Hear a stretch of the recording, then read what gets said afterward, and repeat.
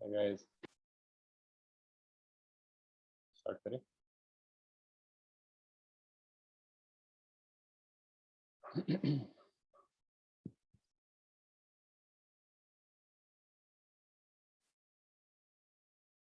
Screen दिख रहा है सबको? Yes sir. तो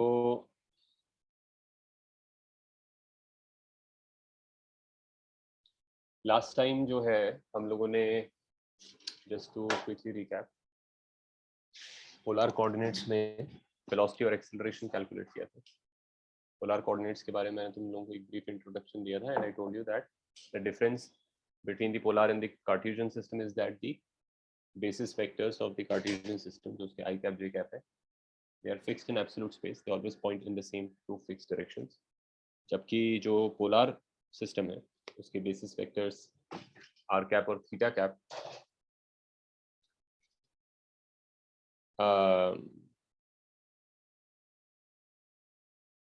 पार्टिकल की पोजीशन पे डिपेंड करते हैं। The direction in which they point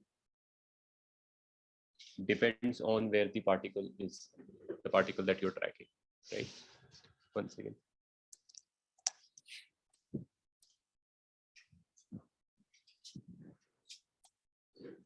तो या और इन अदर वर्ड्स हम ये कह सकते हैं कि जो पोलर सिस्टम का थीटा कैप वेक्टर होता है वो आर की करंट वैल्यू पे डिपेंड करता है, आर वेक्टर पे डिपेंड करता है, थीटा यूनिट वेक्टर की डायरेक्शन। तो that creates one small complication, is that कि जो उन दोनों के डेरिवेटिव्स हैं, जो बेसिस वेक्टर्स के डेरिवेटिव्स हैं डी आर कैप और D theta cap by D T, unlike D I cap by D T and D J cap by D T from the Cartesian system, वो तो zero होते हैं, लेकिन यहाँ पे ये दोनों क्वांटिटीज भी नॉन जीरो होते हैं। सो उससे जो है things get mixed up a little bit, right? And then फिर हमने वो पूरा डेरिवेशन किया, वेलोसिटी निकाला और in the polar system, and वो दो कंपोनेंट्स में आ गया, radial velocity and tangential velocity, और फिर एक्सेलरेशन कैलकुलेट किया था, and I think that is where we ended. तो जो एक्सेलरेशन तुम्हारा आएगा in the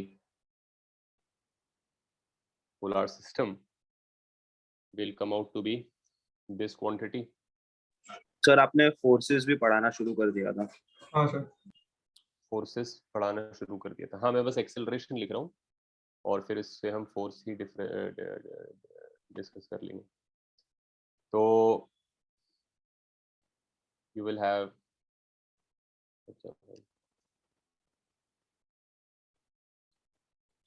2m omega dr by dt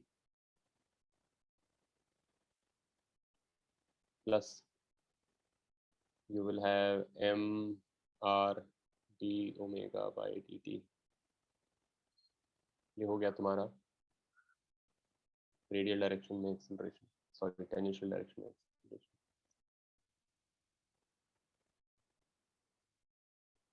and plus radial direction का एक्सेलरेशन एक आएगा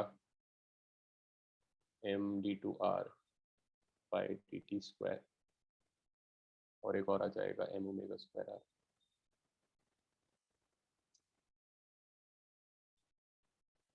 ठीक है, एंड आई थिंक लास्ट में मैं ये एक्सप्लेन कर रहा था कि ये सारे टर्म्स क्या क्या रिप्रेजेंट करते हैं।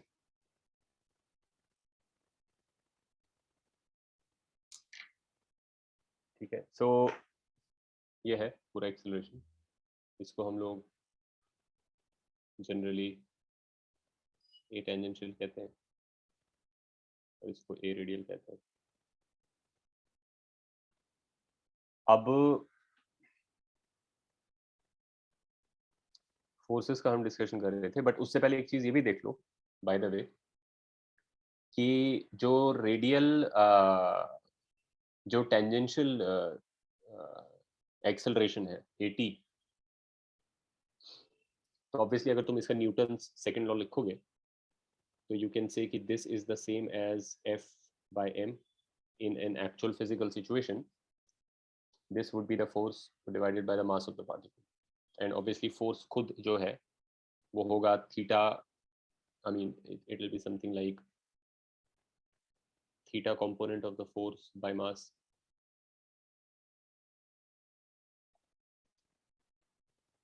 Theta cap plus radial component of the force by mass r cap. तो इससे एक चीज और पता चलती है, something that emerges as a consequence of just writing the acceleration in polar coordinates, is that कि अगर तुम कोई central force problem solve कर रहे हो, central force का मतलब होता है I think बोला था मैंने last time, a force that acts towards a fixed point in space, मतलब along the radial line, so something like gravity or electricity or whatever.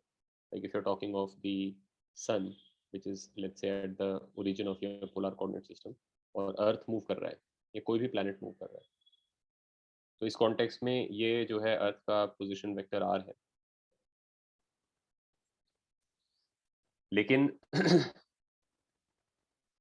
या इसको मैं हटा देता हूँ, अर्थ पे जो फोर्स लग रही है वो सन की तरफ पॉइंट कर रही है, ग्रेविटेशन फोर्स, और क्योंकि ये फोर्स केवल रेडियल है तो मतलब कोई टेंजेंशियल फोर्स नहीं है, इस टाइप की फोर्स को सेंट्रल फोर्स कहते हैं. It always, no matter where the earth is, this force will always be on the radial line. Therefore इस पर्टिकुलर टाइप के सिचुएशन में, इवन इन इलेक्ट्रिसिटी और over here in gravity, there is no tangential force, right? And if there is no tangential force, there must not be a tangential acceleration also. तो मैं कह सकता हूँ कि a theta d zero होता होगा. Sir आपने m ऑलरेडी लिख दिया है f by m की जगह. हाँ ठीक है,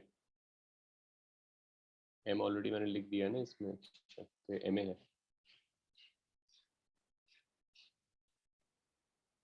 तो अगर तुम सेंट्रल फोर्स प्रॉब्लम सॉल्व कर रहे हो जैसे ग्रेविटी है, तो उसमें क्योंकि थीटा f थीटा 0 होगा, since f theta will be 0, automatically a theta must be 0. a theta या a t बोल लो उसको. मीनिंग टू से कि 2m omega dr by dt plus mr d omega by dt, क्या होगा इसका, d omega by dt is 0.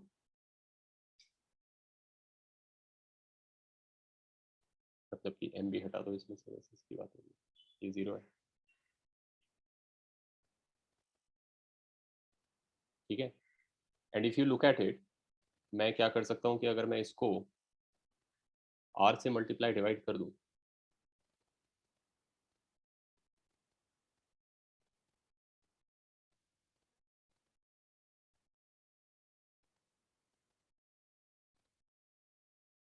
तो ऐसा हो जाएगा, correct.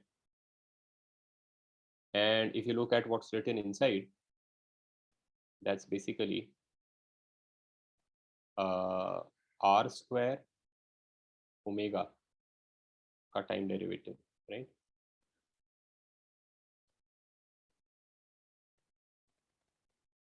which means r square omega is a constant.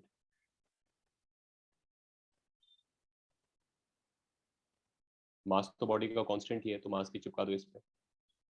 यही क्वांटिटी को हम लोग एंगुलर मोमेंटम बोलते हैं. Make sense? Yes sir. तो ये कुछ एडवांटेजेस होते हैं पोलर सिस्टम के, कि बहुत सारी फैक्ट्स जो है उसमें ऑब्वियसली निकल के आते हैं.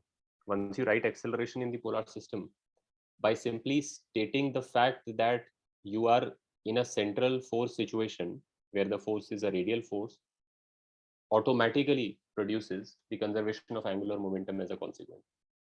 मतलब ऐसा नहीं कि तुम कार्टेशियन में नहीं कर सकते हो, but over there it looks a little contrived, like you know what you're looking for, so you get to it by deliberately doing something like that.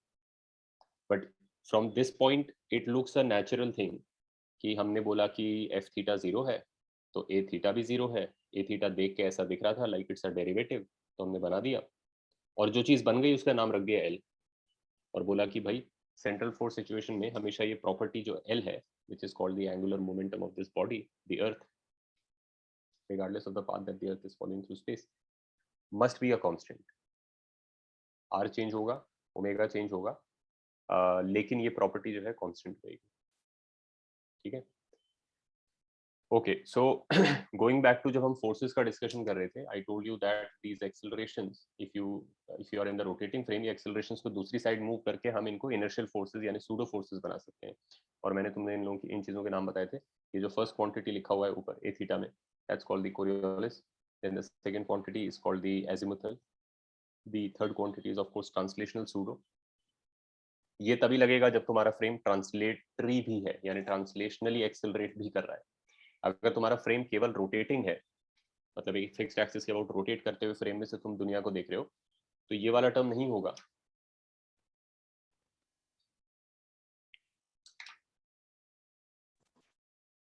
Right, as a pseudo. And then last वाला pseudo तो obvious है, सबको पता ही है, वो that's called the centrifugal. ठीक है, तो और फिर मैंने तुमने इन लोगों के वेक्टर डायरेक्शंस भी बताए थे, I think I remember that, क्योंकि ये हमने जो डेरिवेशन किया इसमें इनकी वेक्टर डायरेक्शंस क्लियर नहीं है। तो जो सेंट्रीफ्यूगल है, that is written as minus m omega vector cross omega vector cross r vector, right? While the Coriolis is written as minus 2m omega vector cross v vector. याद रखना कि ये v जो है is speed, is velocity in the rotating frame, यानी अगर object का velocity है as seen in the rotating frame, देखो अगर वो रोटेटिंग फ्रेम में रेस्ट पर है तो ऑब्वियसली ग्राउंड फ्रेम में उसका एक वेलोसिटी तो है ही, just by virtue of being at rest in a rotating frame, it will have a tangential speed of r omega. That is not what produces a Coriolis force, because that's the speed in the, or the velocity in the ground frame. These pseudo forces do not apply in the ground frame. But if on top of that speed which you have by just rotating, which is obviously invisible in the rotating frame itself, if you have an additional velocity in the rotating frame as seen by somebody who's also rotating, then you will also have a Coriolis force acting on you, given by omega and b ka cross product. Okay, and this will act in some or the other direction relative to you, basically perpendicular to your motion. b के perpendicular ही आएगा ये, तो ये तुम अगर किसी भी तरफ मूव कर रहे हो रोटेटिंग फ्रेम में, तो तुम्हें राइट या लेफ्ट को एक पुश लगेगा, विच इज द कोरियोलिस फोर्स। ये तुम्हारे मोशन से गवर्न नहीं होगा, in the sense of relative to how you are moving, it will always be to one side of you, meaning to say, like once you pick omega vector, once your frame is rotating, let's say clockwise or counterclockwise, once that is decided, then no matter which direction you move, towards the axis, away from the axis, tangential, somewhat randomly, you will always feel the Coriolis to one side, like a fixed side. मतलब अगर right लग रहा है तो अब right ही लगता रहेगा, independent of which way you are moving in the rotating frame. Once you pick the omega, I mean the direction of omega, the sense of omega. ठीक है सर, एक डाउट है। बोलो। सर, आप कह रहे हो कि ओमेगा पिक कर लेंगे, देन उसके बाद कोरियोलिस फोर्स नहीं लगेगा। लाइक वेलोसिटी पे तो डिपेंड करता है ना, अकॉर्डिंग टू द फार्मूला, उसके डायरेक्शन पे भी डिपेंड करना चाहिए। हाँ, तो तुम्हारे वेलोसिटी के परपेंडिकुलर आएगा वो, जैसे मतलब तुम कहीं भी, फिर मुझे देखने की जरूरत नहीं है ना कि रोटेशन, जैसे मान लीजिए डिस्क है और इसका ओमेगा इस तरफ है, तो अब मेरा वेलोसिटी वेक्टर अगर इस फ्रेम में इस तरफ है, तो ओमेगा क्रॉस भी तो देख रहा है कि मेरे लेफ्ट में आ रहा है, मतलब मैं उधर जा रहा था तो मुझे लेफ्ट में पुश लग रहा है। Yes sir. बट अगर मैं इधर जा रहा हूँ तो भी मेरे लिए तो लेफ्ट में ही लगेगा ना।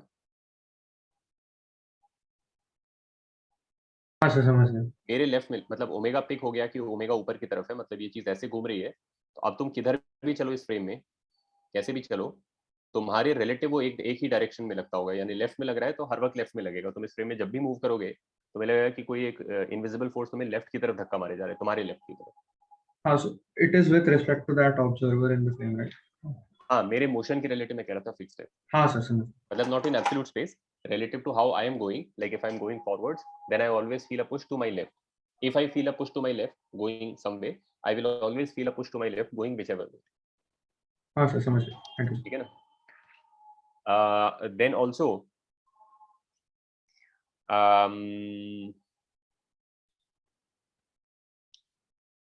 ये हो गया तुम्हारा ये फोर्स, ठीक है, कोरियोलिस फोर्स। अब एक काम करते हैं, let's do may be one problem first, ठीक है।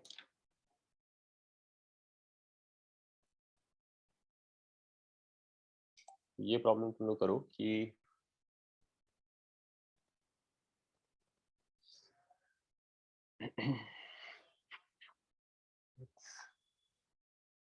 से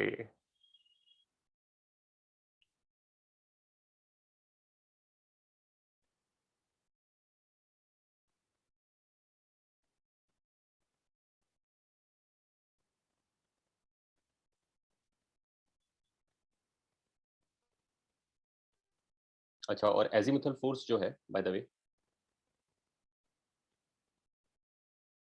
वो ऑब्वियसली फिलहाल के लिए उसको छोड़ देते हैं, unless I take an example where omega is itself changing, so the azimuthal only operates when the omega is changing. ठीक है, तो अगर तुम्हारा फ्रेम का ओमेगा एक बार कांस्टेंट है, विच is the more common situation कि रोटेटिंग फ्रेम में एनालिसिस कर रहे हैं, बट एटलीस्ट रोटेटिंग फ्रेम का रोटेशन फिक्स्ड है। एंड कीप इन माइंड कि ऑब्वियसली ये जो इक्वेशंस यहाँ पे लिखा है ये तो सॉर्ट ऑफ मैग्नीट्यूड्स की तरह लिखा हुआ है, बट टेक्निकली ओमेगा वेक्टर का चेंज डायरेक्शन से भी हो सकता है, इन द सेंस ऑफ कि तुम्हारा फ्रेम रोटेट तो कांस्टेंट एंगुलर स्पीड से कर रहा है, बट उसकी एक्सिस चेंज हो रही है। Then also you can have an azimuthal, but which is the more non intuitive situation, but nevertheless at least omega किसी सेंस में चेंज होना चाहिए, इधर इन मैग्नीट्यूड और in direction, for the azimuthal pseudo force to arise. तो अभी फिलहाल के लिए इसको जाने देते हैं, क्योंकि मैं जो प्रॉब्लम ले रहा हूँ उसमें ओमेगा फ्रेम का मैं चेंज नहीं कर रहा हूँ। तो ये कर लो कि एक डिस्क है, राइट, जिसका रेडियस है आर, आर रेडियस का डिस्क है, और ये आर रेडियस का डिस्क अपने एक एज पॉइंट के अबाउट, मतलब यहाँ पे हिंज टाइप लगा हुआ है, ओमेगा से घूम रहा है। ठीक है, और इस पे सरकमफेरेंस पे एक पार्टिकल है जो कांस्टेंट स्पीड से इसकी सरकमफेरेंस पे चल रहा है, constant speed in the disc frame. ये हमें पता नहीं कितना स्पीड है, बट कांस्टेंट है। ठीक है,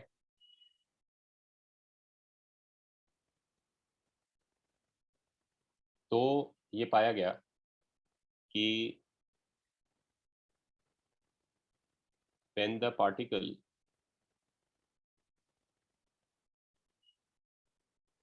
is furthest from axis at the moment from the axis,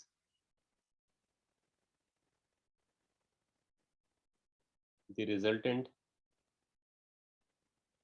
inertial forces on it, and by the way this omega is a constant, frame का omega constant है both in magnitude and direction. ठीक है, the resultant inertial forces are zero on it. ठीक है, तो पहले तो ये फाइंड करो कि पार्टिकल की एक्सेलरेशन क्या है relative to disk.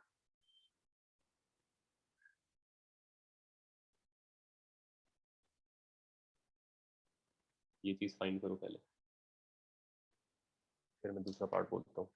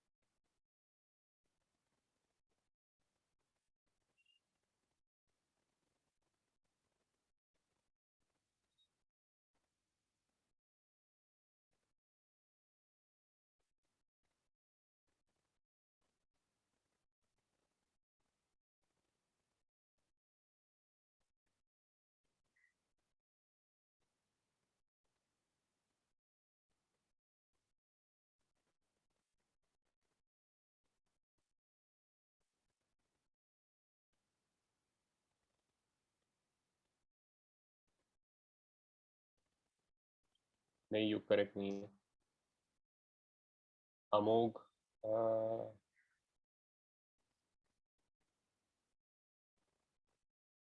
At a general point से क्या मतलब है? अच्छा, नहीं नहीं, हाँ okay, I get what you saying. At a जन, हाँ, I mean any point is the same value.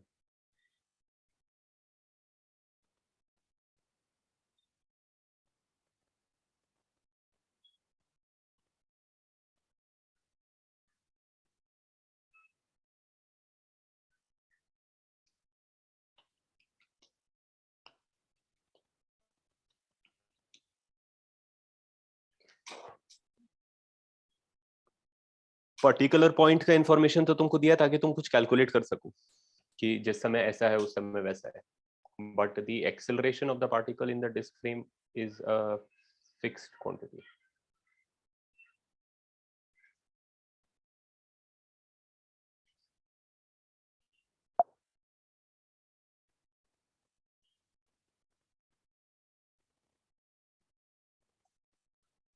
Sir वो कांस्टेंट स्पीड का वैल्यू पता है?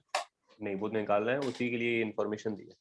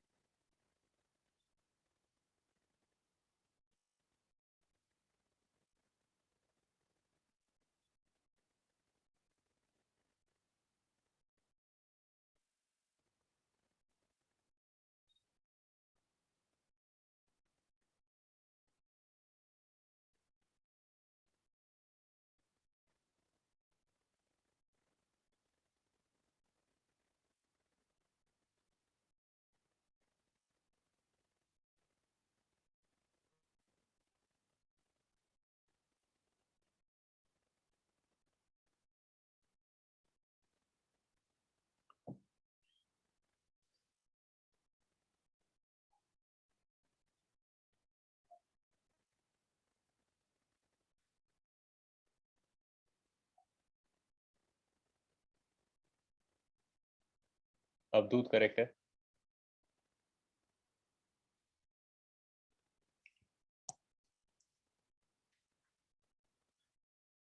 अवधूत करेक्ट है in the sense of value, but I mean as a formula, but what is v? v तो दिया नहीं है ना.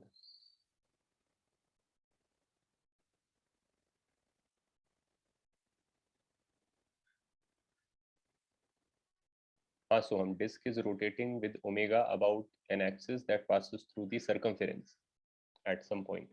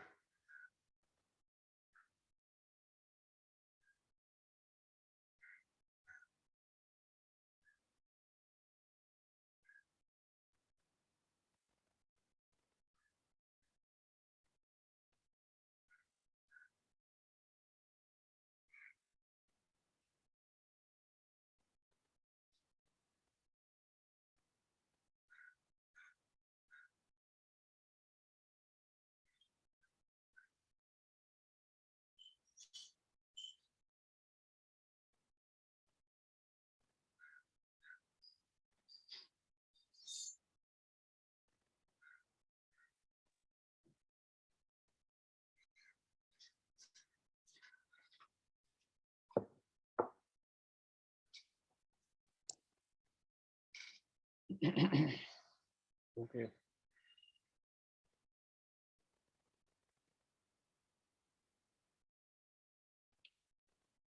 चलो मैं सॉल्व कर लेता हूँ।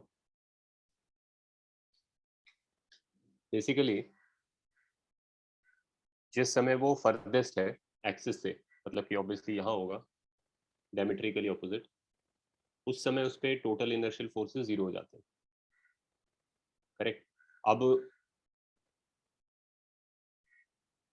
हमारे पास 4 इनर्शियल फोर्सेस हैं जिनमें से 2 ही लग रहे हैं, और वो यही 2 हैं। ये नहीं है क्योंकि ऑब्वियसली ये कांस्टेंट ओमेगा है, और क्योंकि ये एक्सिस ट्रांसलेट नहीं कर रही है किधर भी, तो वो जो रेगुलर ट्रांसलेशनल सूडो है वो भी नहीं लग रहा है। करेक्ट, यहाँ तक क्लियर है? Yes sir. तो इसलिए the only thing that is happening is that कि जब वो उस जगह पहुंच जाता है तो उस पे सेंट्रीफ्यूगल और कोरियोलिस इक्वल और ऑपोजिट हो जाते हैं।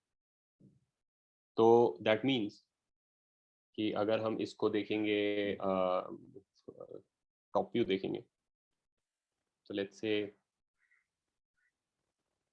ये है इसका टॉप व्यू, यहाँ पे एक्सिस है जिसके अबाउट ये पूरा चीज ओमेगा से घूम रहा है, और पार्टिकल तुम्हारा यहाँ पहुंचा हुआ है इसके डायमेट्रिकली ऑपोजिट। अब अगर उसका स्पीड जो मुझे पता नहीं है वो मान लो v है, ठीक है, this is something I don't know yet, तो इस समय इस पे जो सूडो लग रही है वो सेंट्रीफ्यूगल तो लग रही है इसको बाहर की तरफ, और कोरियोलिस अंदर की तरफ लग रही है। तो तुम देख सकते हो क्योंकि ओमेगा क्रॉस वी अगर करोगे with a minus sign, omega तुम्हारा ऊपर की तरफ है, ओमेगा इज पॉइंटिंग अपवर्ड्स, और v is pointing to that side, right.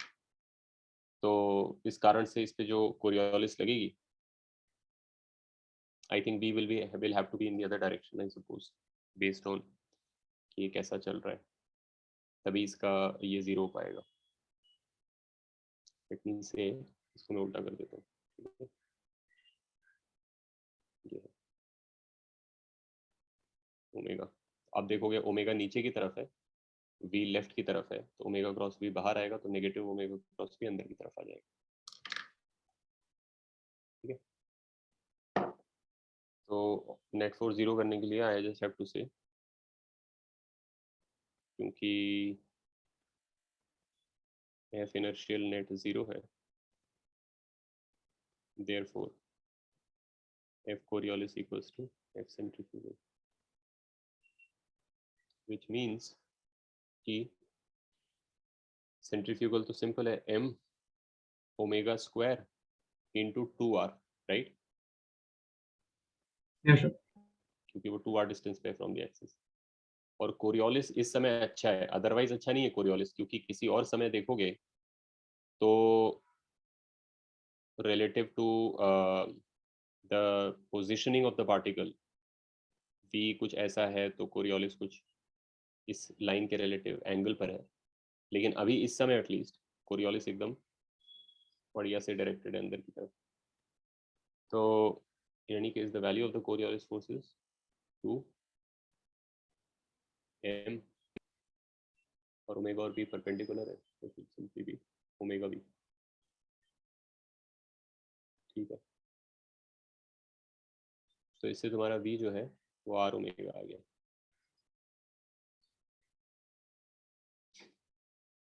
Right. ये r omega आ रहा है because it's just a value that is coming out, not the r omega of moving on a circle with omega and of radius r, because that's not the case here, right?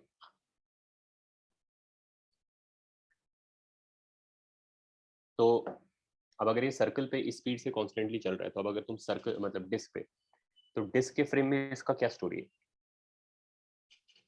Disc जो है वो एक rotating frame है, disc खुद एक rotating frame है, right.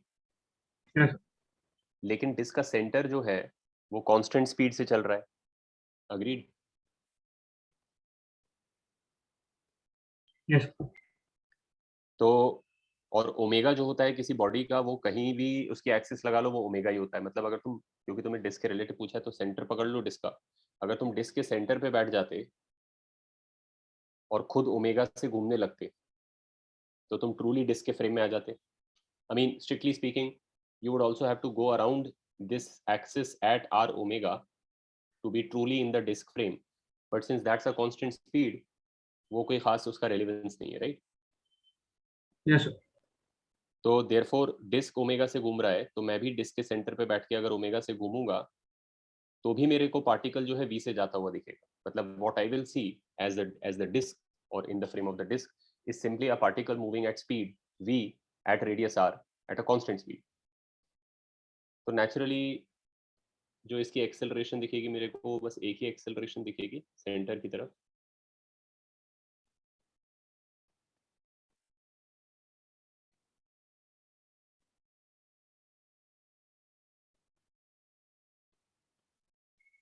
Is v square by r। Disc frame में तो r रेडियस का सर्कल पे ही चल रहा है, which is omega square r। That's the answer for this part, right? सबको समझे? सर आप एक्सेलरेशन इन डिस्क फ्रेम वाला पार्ट रिपीट करो। मतलब वहां तक समझा कि वो फ्रेम में वी का जो रेलेवेंस है वो मतलब प्रॉब्लम नहीं करेगा, ये उसके बाद से नहीं समझा। मैं ये कह रहा था कि डिस्क के फ्रेम में अगर मैं डिस्क के सेंटर पे बैठ जाऊं तो to be in the disc frame all I have to do is two things. One, I have to go around the hinge at r omega and I also have to rotate at omega, है ना? Yes So क्योंकि disc वही चीज कर रहा है तो मैं भी बिल्कुल लिटरली वही चीज करूंगा, तो मैं डिस्क फ्रेम में आ जाऊंगा। बट अगर मैं डिस्क के ओमेगा से घूम भी रहा हूँ तो भी मेरे को ये वी से चलता हुआ दिखेगा, क्योंकि वी दिया हुआ ही है कि वो उसके सर्कमफेरेंस पे वी से चल रहा है। हाँ सर समझ गया। मतलब वी डिस्क जो दिया है वो सर्कल के उसमें दिया तो इसलिए वो वी ही दिखेगा। करेक्ट। तो मेरे को लगेगा कि भाई एक मैं सेंटर पे बैठा हूँ, एक डिस्क के सेंटर पे बैठा हूँ, और एक पार्ट डिस्क का डिस्क होना भी रेलेवेंट है। I mean it could have been a large shape hinge somewhere, a flat object which is rotating about a fixed axis. It doesn't need to be a disk or whatever. Disk तो केवल है कि radius diameter करने के लिए। Strictly speaking, you sit at the center of the disk and you find that the disk that the particle is still moving at v, and the motion that you see the particle doing is going around you in a circle of radius r at the speed r omega. So naturally तुम्हें पता ही है कि भाई ये करने के लिए तो सेंट्रीपिटल एक्सेलरेशन लगता है सेंटर की तरफ, जो तुम्हारा स्पीड स्क्वायर डिवाइड बाय तुम्हारा रेडियस ऑफ कर्वेचर होता है। ठीक है, make sense? Yes sir. Okay.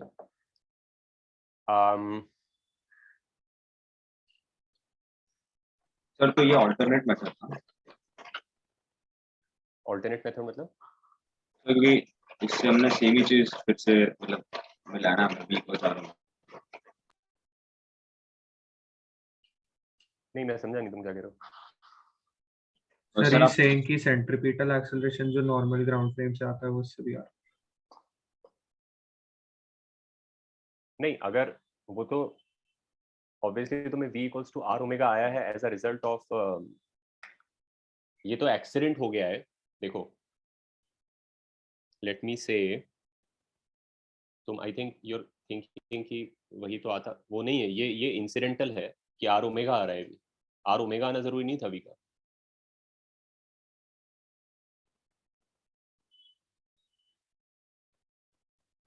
हाँ सर वो समझ गया। हाँ, तो फिर तो कोई दूसरा मेथड नहीं है ना। फिर तुम अगर उधर से सोचोगे तुम कि हाँ सर्कल में जा रहा है v स्पीड से, तो तुम v स्क्वायर बाय r तक तो लिखते, उसको v को r ओमेगा कैसे लिखते? तुम समझे मैं क्या कह रहा हूँ? Yes sir. v तो कुछ भी हो सकता है, ये r ओमेगा वाला v नहीं, ये नॉर्मल r ओमेगा। अगर वो डिस्क पे रेस्ट पर होता तो वो ग्राउंड फ्रेम में r ओमेगा से जा रहा होता, क्योंकि डिस्क ओमेगा से घूम रहा है और डिस्क का रेडियस r है। तो अगर वो सर्कमफेरेंस पे बस बैठ जाता तो वो डिस्क के सेंटर के रिलेटिव, मतलब किसी एक और दूसरे पॉइंट के रिलेटिव r ओमेगा से घूम रहा होता, या एक्सिस के रिलेटिव ऑब्वियसली वो 2r ओमेगा से घूम रहा है। करेक्ट। बट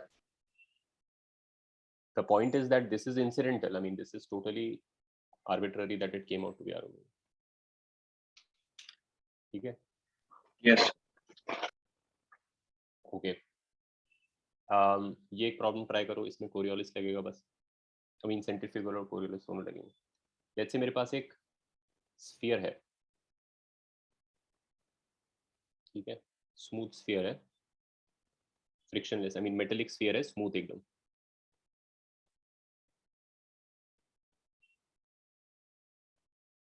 और नीचे की तरफ ग्रेविटी है। तो इसके टॉप मोस्ट पॉइंट से मैं एक पार्टिकल को रिलीज करता हूँ, जो विदाउट फ्रिक्शन इस पे स्लाइड करता है वो नीचे उतरेगा, बराबर। एट द सेम टाइम ये स्फीयर जो है ये इस वर्टिकल एक्सिस के अबाउट कांस्टेंट ओमेगा से घूम रहा है, जैसे अर्थ रोटेट कर रहा होता है अपने एक्सिस के अबाउट, काइंड ऑफ, ठीक है।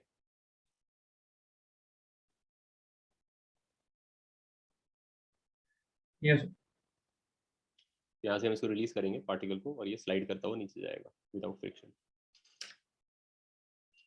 तो तुम्हें ये फाइंड करना है कि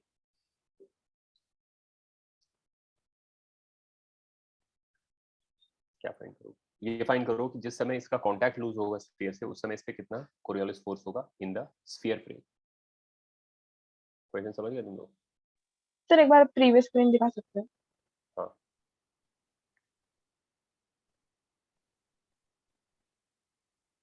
सर आप क्वेश्चन रिपीट करोगे?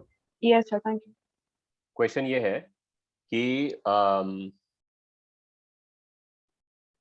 जब ये नीचे स्लाइड करता हुआ आएगा तो जब इसका कांटेक्ट लूज होगा स्फीयर से, तो उस समय इस पे कितना कोरियोलिस लग रहा होगा और कितना सेंट्रीफ्यूगल लग रहा होगा as seen in the sphere frame.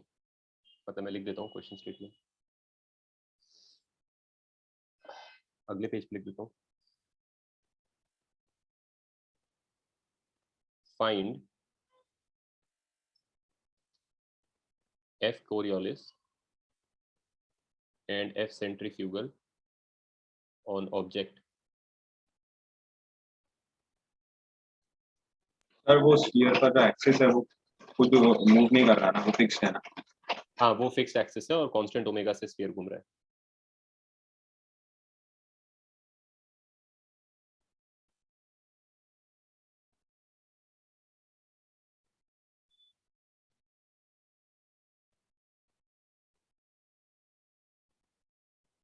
ठीक है, क्वेश्चन क्लियर हो गया? यस ऑब्जेक्ट का मास m ले लो, स्फीयर का रेडियस r ले लो, और g तो दिया हुआ है। बता दो क्या आंसर्स हैं इसके।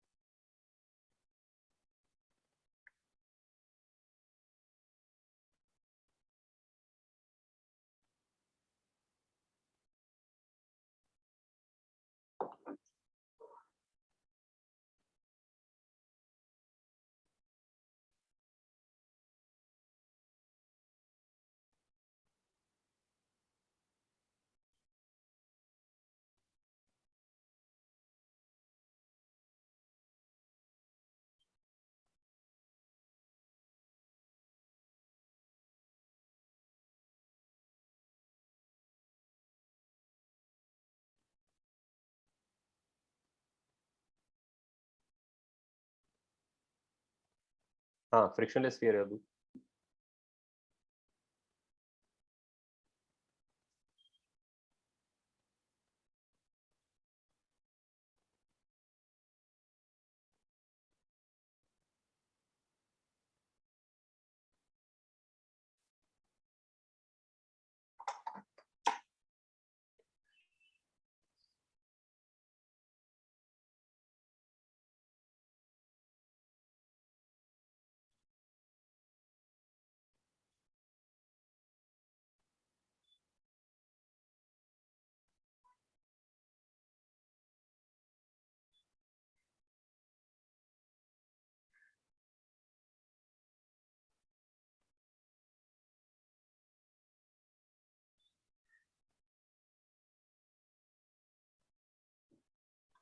सर आपको चैट पे सेंड कर।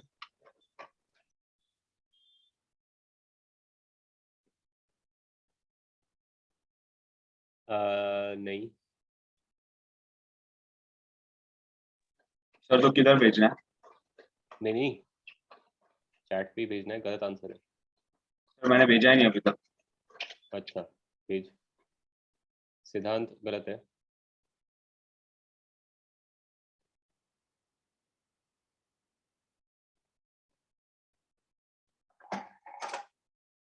बता रही है थीटा वो होगा जो जिसपे वो कॉन्टैक्ट लूज करेगा, राइट? तो वो तो एक रिजल्ट है जो तुमको पता होता है, तुम लोगों ने प्रॉब्लम बहुत बार किया होगा।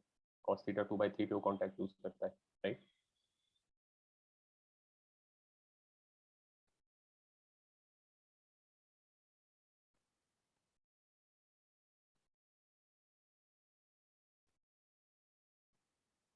युग करेक्ट आंसर है, अवधूत करेक्ट नहीं है।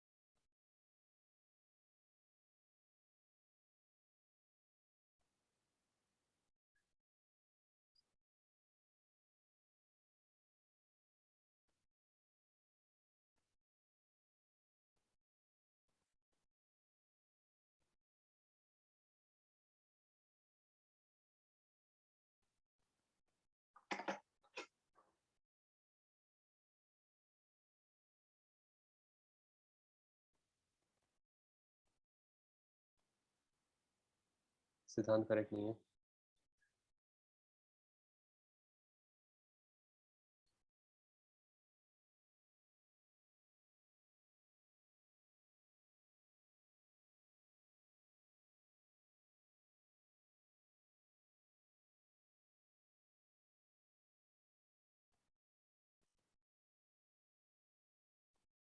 अवधूत करेक्ट नहीं है।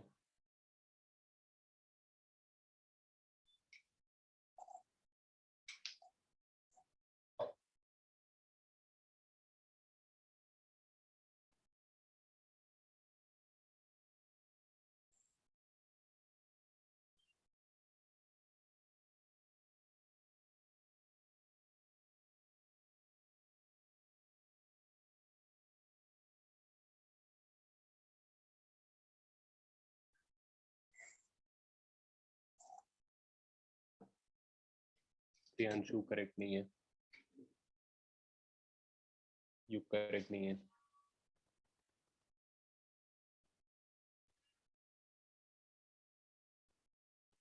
सुयश करेक्ट नहीं है।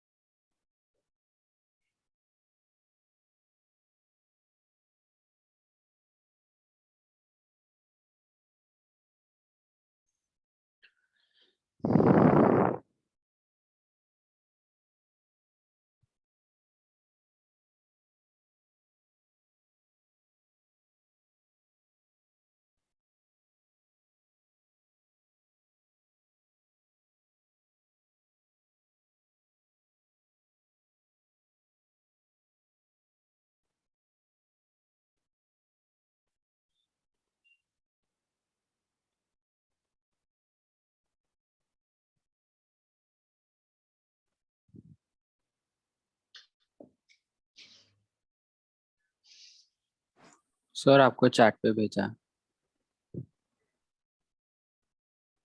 जहान कोरियोलिस करेक्ट है, नहीं सॉरी,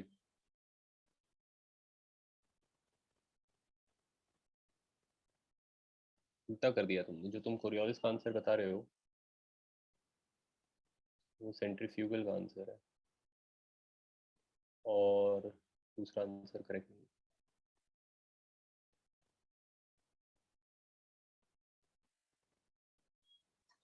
सर मैंने जो आपका आंसर भेजा है वो करेक्ट है क्या? तूने कौन सा भेजा है, फिर से कॉपी कर दे एक बार। सर कोरियोलिसिस।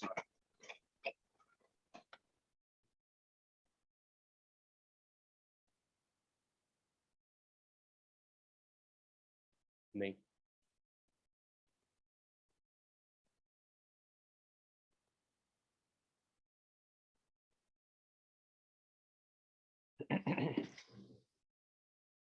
तुम लोग ये समझ रहे हो कि जब ये यहाँ पे पहुंचेगा, मान लो कि इस थीटा पे ये कॉन्टैक्ट लूज करता है, ये थीटा जो है ये तुम लोगों को आता है ऑलरेडी निकालना, एनर्जी कंजर्वेशन और नॉर्मल जीरो करके, that kind of problem you already have done. तो वो बेसिकली इसका 2 डायमेंशनल वर्जन था, और उधर का फिजिक्स 2 डायमेंशन में ही करेक्ट है, मतलब for figuring out when it loses contact और वेयर इट लूजेस कांटेक्ट और what speed it has when it loses contact, a 2D drawing is sufficient. I mean, if you look at it like a circle, then it's fine. It loses contact at some theta. I'm assuming कि ये तो कर ही लिया है। ये cos theta जब ये यहाँ पे आता है तो उस समय इसका कुछ v होता है down the this thing.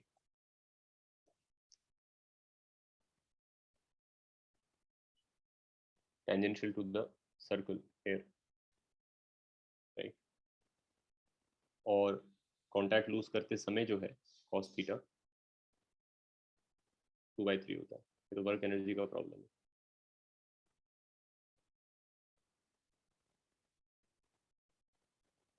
ठीक है ना? Yes sir. बट इस समय ये जो v है जो तुम फाइंड कर ही लोगे, ये इसका नेट v नहीं है इन the sphere frame, right?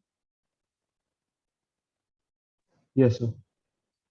Sphere इसके नीचे से निकल रही है घूमती हुई, तो ये स्फीयर अगर ऐसे घूम रहा है, यानी करंटली ये जो पॉइंट है स्फीयर का ये अंदर की तरफ जा रहा है, तो इसका एक स्पीड जो आर ओमेगा है, जहाँ पे आर ये वाला आर होगा, तो ये इस उसमें भी जा रहा है,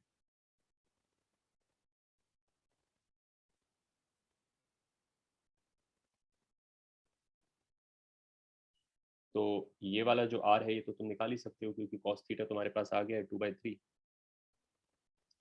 साइन थीटा भी तुमको पता ही है।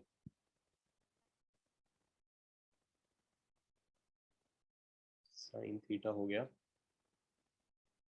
9 - 4 5 √5/3, सही है? यस तो सर। ये जो डिस्टेंस है ये r √5/3 है, बराबर, ये वाला।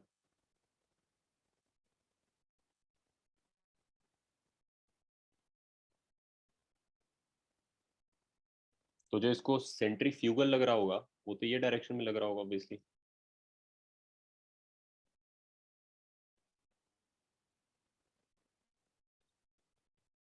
और ये आ गया आराम से m ओमेगा स्क्वायर r √5/3, ये समझे तुम लोग?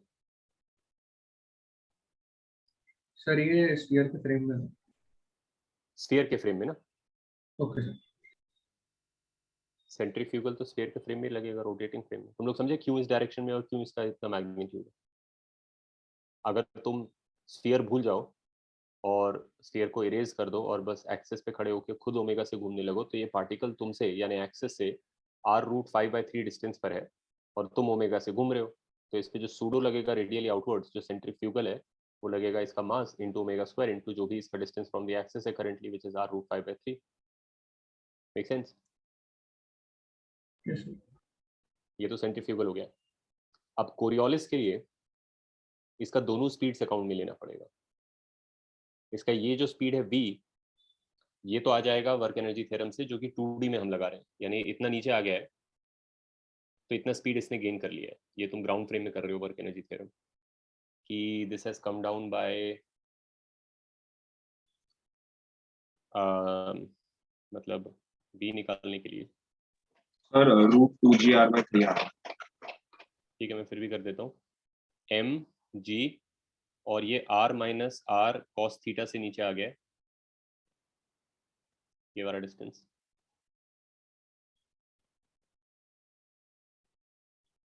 और इसने half M V square gain कर लिया है।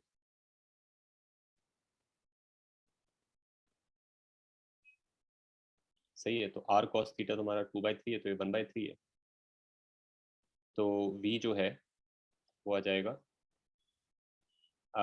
2/3 जी आर, है ना, सही है ये आर। Yes sir. लेकिन ये जो है ये है इसका tangential speed,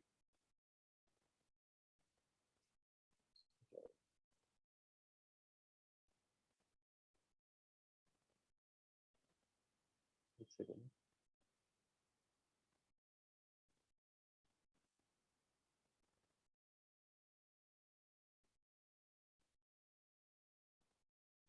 okay, some weird things are happening, but anyway.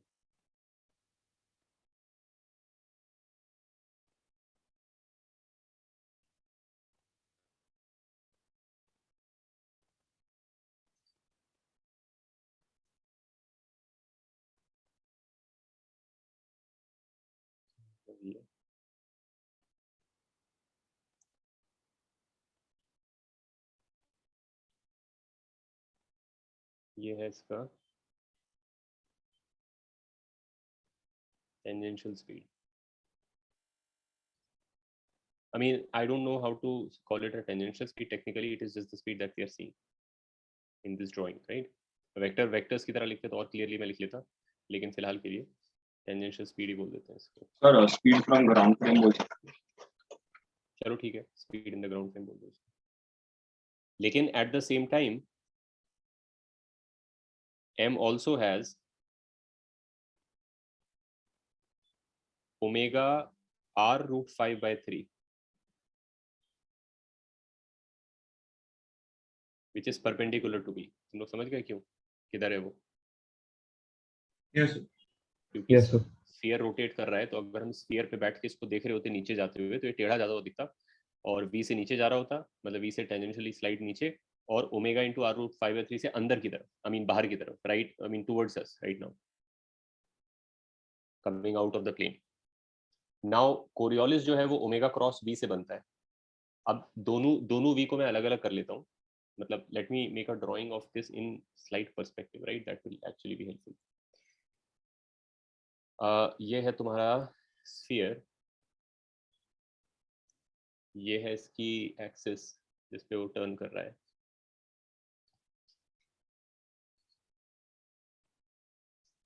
और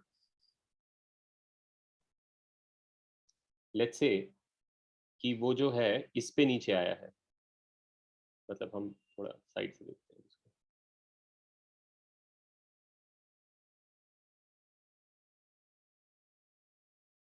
इस पे नीचे उतर आया वो,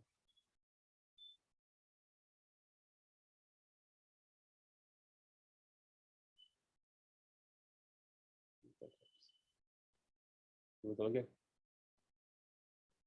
यस इस पे वो नीचे उतर रहा है, थोड़ा साइड से दिखेगा तो पता चलेगा, और वो अब इस जगह पहुंच गया है, बराबर, और ये है तुम्हारा cos थीटा 3/2 2/3 सॉरी, और ये है वो v जिससे वो सर्कल पे नीचे उतर रहा है, ये v जो हम फाइंड कर चुके हैं। लेकिन क्योंकि स्फीयर जो है ऐसे ओमेगा से टर्न कर रही है, तो स्फीयर के रिलेटिव उस सेम लैटिट्यूड पर रहते हुए इसका इस तरफ ये स्पीड है, ये वाला, let's call this b parallel. I hope समझ में आ गया होगा, this is on the same latitude, somewhat like this, इस पे टेंजेंशियली चल रहा है।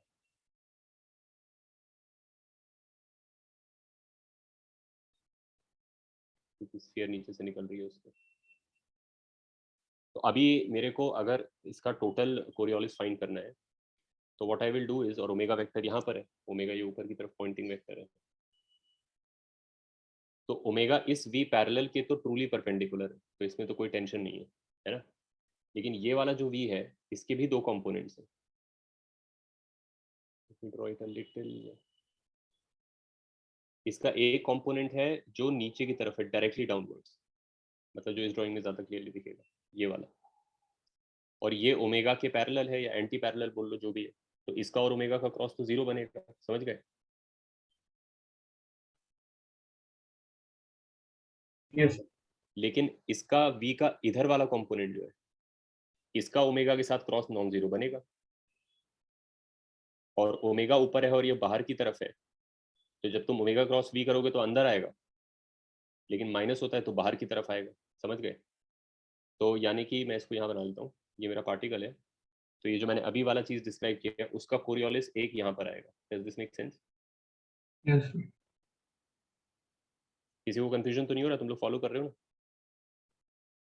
Yes sir. और जो दूसरा वी है तुम्हारा जो सरफेस पे ही है लैटिट्यूड पे, वो तो ओमेगा के बिल्कुल परपेंडिकुलर है, और ओमेगा ऊपर है और वो ऐसे है, तो उसका जब ओमेगा क्रॉस वी करेंगे तो वो बाहर आएगा, बाहर मतलब कि इसी डायरेक्शन में जिसमें सेंट्रीफ्यूगल लग रहा है, राइट। लेकिन माइनस होता है तो वो अंदर की तरफ चला जाएगा, so that will be basically in this direction. यहाँ पे समझ में आ गया क्यों?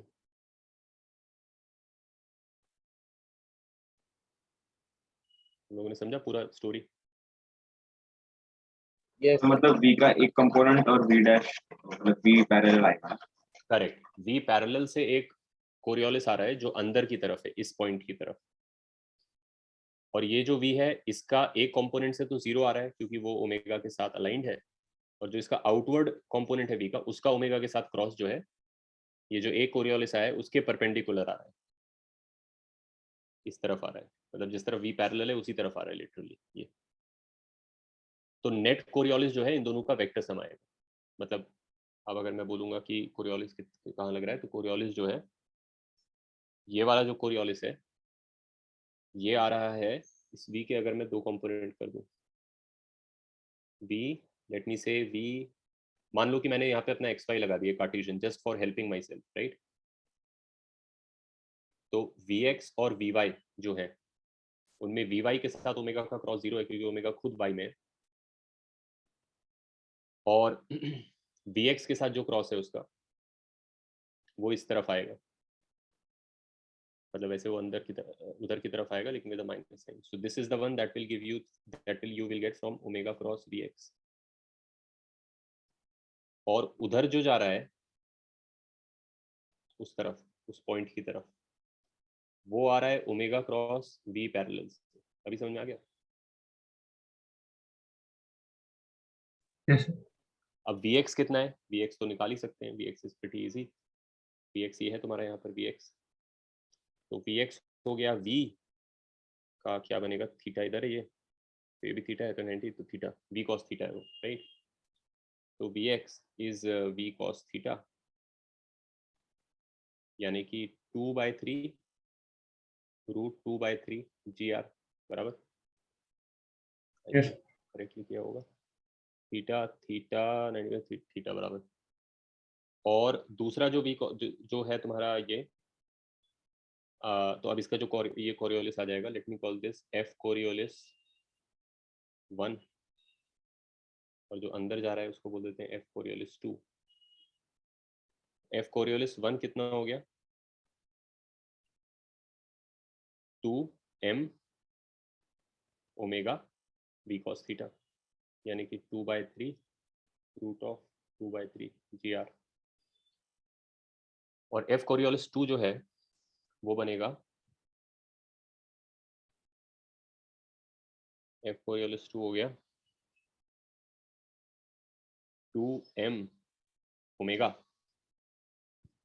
और v पैरेलल, और v पैरेलल हम ऑलरेडी निकाल चुके हैं, that is omega r √5/3।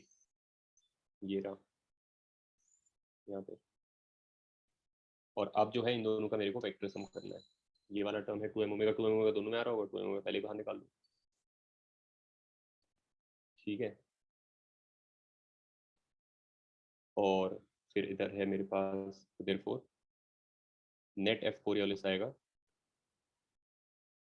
2m omega, इससे बनेगा ओमेगा स्क्वायर आर स्क्वायर 5/9, और उससे बनेगा 4/9 इंटू 2/3 8/27, राइट। 8/27 GR, ये बनेगा। सर 9 बाहर 9 बाहर आ जाएगा तो निकाल लो 9 को बाहर। 2m ओमेगा बाय 3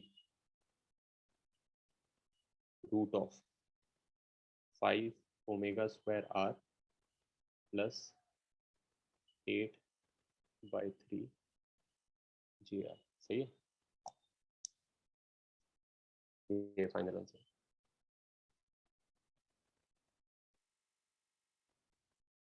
गंदा सा है बट नेवरदलेस, तो आई होप कॉन्सेप्चुअली क्लियर हो गया होगा कि क्या कर रहे हैं हम।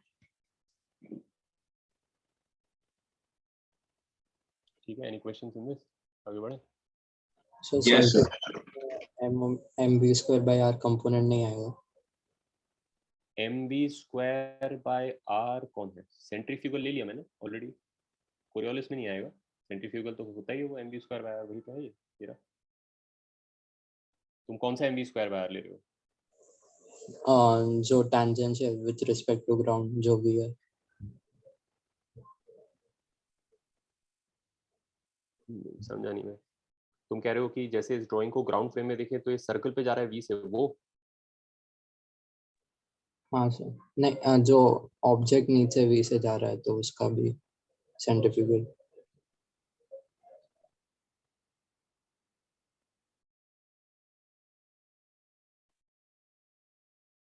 नहीं। सर आपने जो लिया है वो ओमेगा बॉल स्फीयर स्पिन हो रहा है उसका लिया है सेंट्रीफ्यूगल, और v से जो ऑब्जेक्ट नीचे जा रहा है उसका भी सेंट्रीफ्यूगल ऐड करके नेट सेंट्रीफ्यूगल नहीं लेना। नहीं, वैसा क्यों? देख, बेसिकली तुम सूडो फोर्सेस निकाल रहे हो, राइट। अगर तुम सूडो फोर्सेस निकाल रहे हो तो उसका तो पहला मतलब यह है कि तुम किसी नॉन इनर्शियल फ्रेम में, तुम किसी इनर्शियल फ्रेम में बैठ के सूडो फोर्सेस नहीं कैलकुलेट करते हो। तो क्योंकि हम सूडो फोर्सेस कैलकुलेट कर रहे हैं तो हम नॉन इनर्शियल फ्रेम में, तो ग्राउंड फ्रेम से तो कुछ देख नहीं सकते तुम, ग्राउंड फ्रेम का पॉइंट ऑफ व्यू हटा दो। ऑब्वियसली वो हमारा प्रेफर्ड पॉइंट ऑफ व्यू होता है क्योंकि ड्राइंग हम ग्राउंड फ्रेम में बनाते हैं। हम खुद अपने आप को in a sense psychologically ground frame में मान के प्रॉब्लम को एक एक्सटर्नल ऑब्जर्वर की तरह देख रहे होते हैं। But you truly have to be rotating with the sphere to see what's going on. If you are truly rotating with the sphere, there is only the fact that you are in a frame that is rotating at omega and you are seeing a particle that is moving at some speed, that's all. Okay sir. समझ गए तुम? हाँ अगर तुम ये कहोगे कि मैं रोटेटिंग फ्रेम में हूं, उसके बाद भी मेरे को कोई सर्कुलर मोशन करता हुआ दिख रहा है,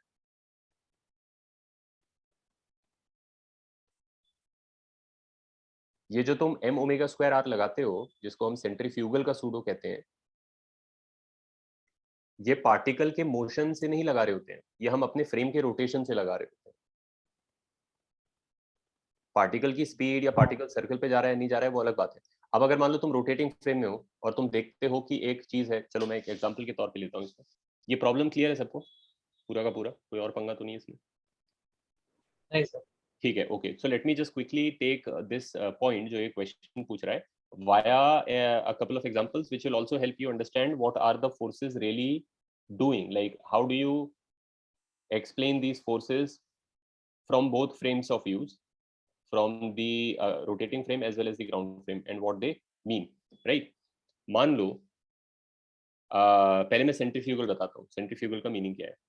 अगर मान लो कि एक ये है तुम्हारे पास, लेट्स से कि एक मेरी गो राउंड है, ठीक है, और मेरी गो राउंड घूम रहा है तो उसकी कोई सेंट्रल एक्सिस है जहां पे तुम्हारे पास ओमेगा वेक्टर है, तो इसका मतलब ये मेरी गो राउंड ऐसे टर्न कर रही है, ठीक है, अब अगर मान लेते हैं कि कोई इंसान इस मेरी गो राउंड के बिल्कुल सर्कमफेरेंस पे खड़ा है,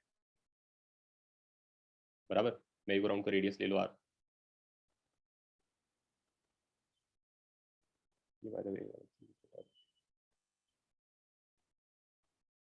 तो हम क्या कह रहे हैं, हम ये कह रहे हैं कि दोनों पॉइंट ऑफ व्यू से देख लो, कोई ग्राउंड फ्रेम में अगर ये मान लो ये this guy is able to stand on the merry go round without falling and so he goes with the merry go round, है ना, तो from a ground frame point of view he is going in a circle of radius r at omega, which is an accelerated motion.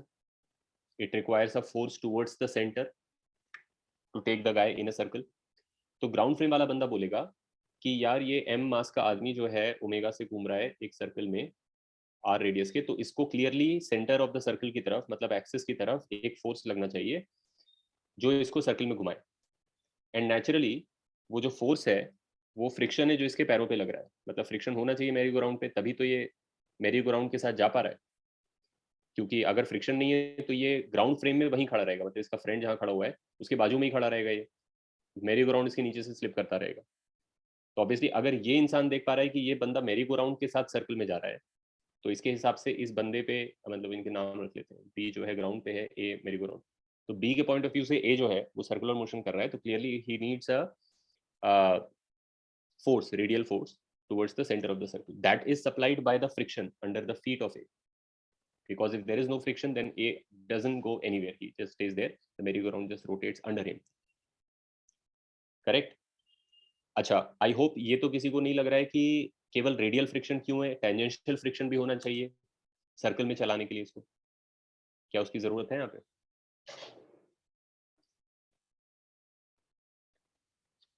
Is there a tangential friction also needed? Circular motion में centripetal force के अलावा कुछ और force चाहिए नहीं रहता ना।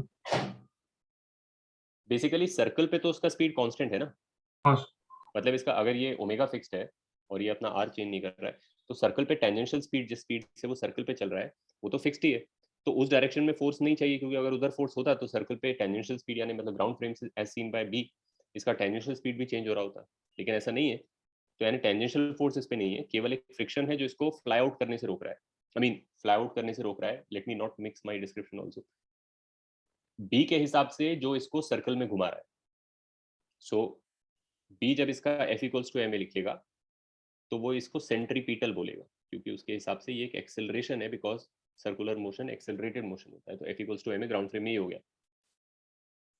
मेरी गो राउंड फ्रेम में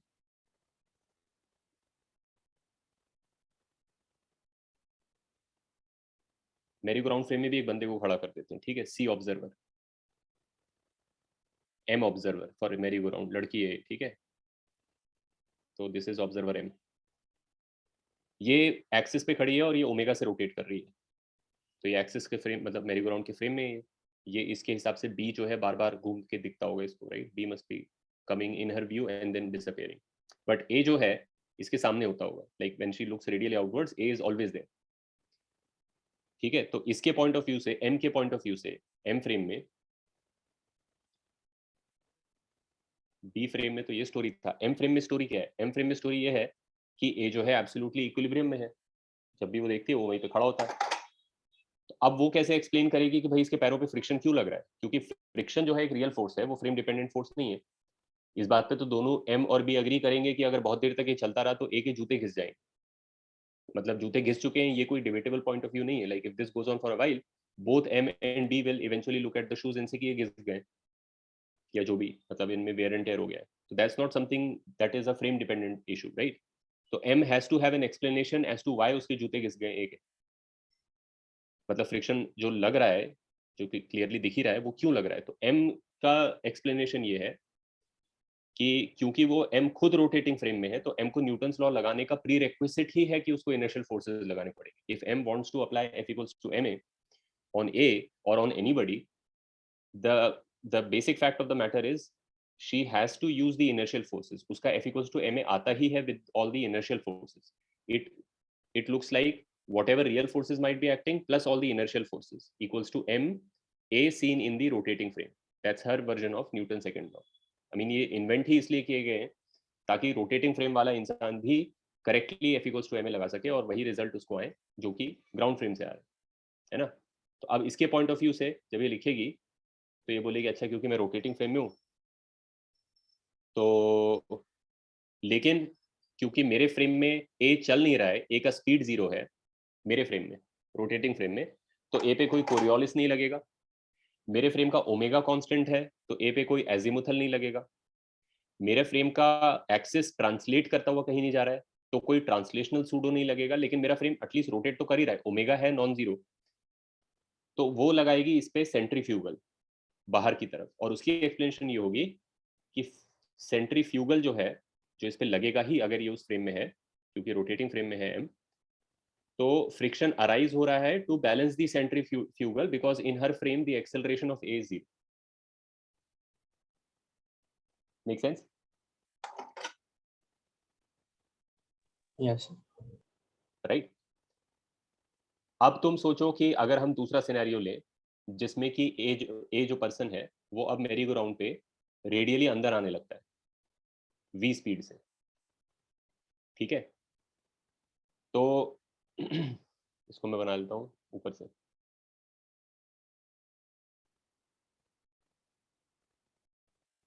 ये वो वाला सिनेरियो हो जाएगा जो हम अभी प्रॉब्लम कर रहे थे, समवॉट सिमिलर टू दैट। अब ऊपर से मैं व्यू बना रहा हूँ मेरी ग्राउंड का। तो m जो है एक्सिस पे बैठी है, ये पूरा चीज ओमेगा से टर्न कर रहा है। a जो है अब v से अंदर आएगा, मतलब वो रेडियली अंदर आएगा v स्पीड से। v इज इन द मेरी ग्राउंड फ्रेम और b ऑब्जर्वर बाहर है, ठीक है।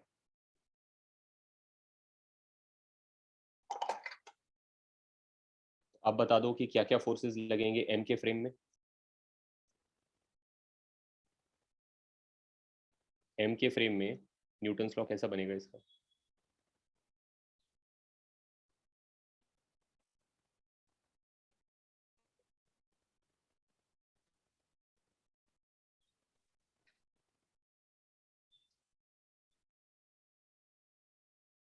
Let me actually take a different case. ये वाला छोड़ देते हैं, पहले ये वाला केस देखते हैं जो कि रेलिवेंट है to the problem that we just did. मान लो कि a जो है इस फ्रेम में ही v से चल रहा है tangentially,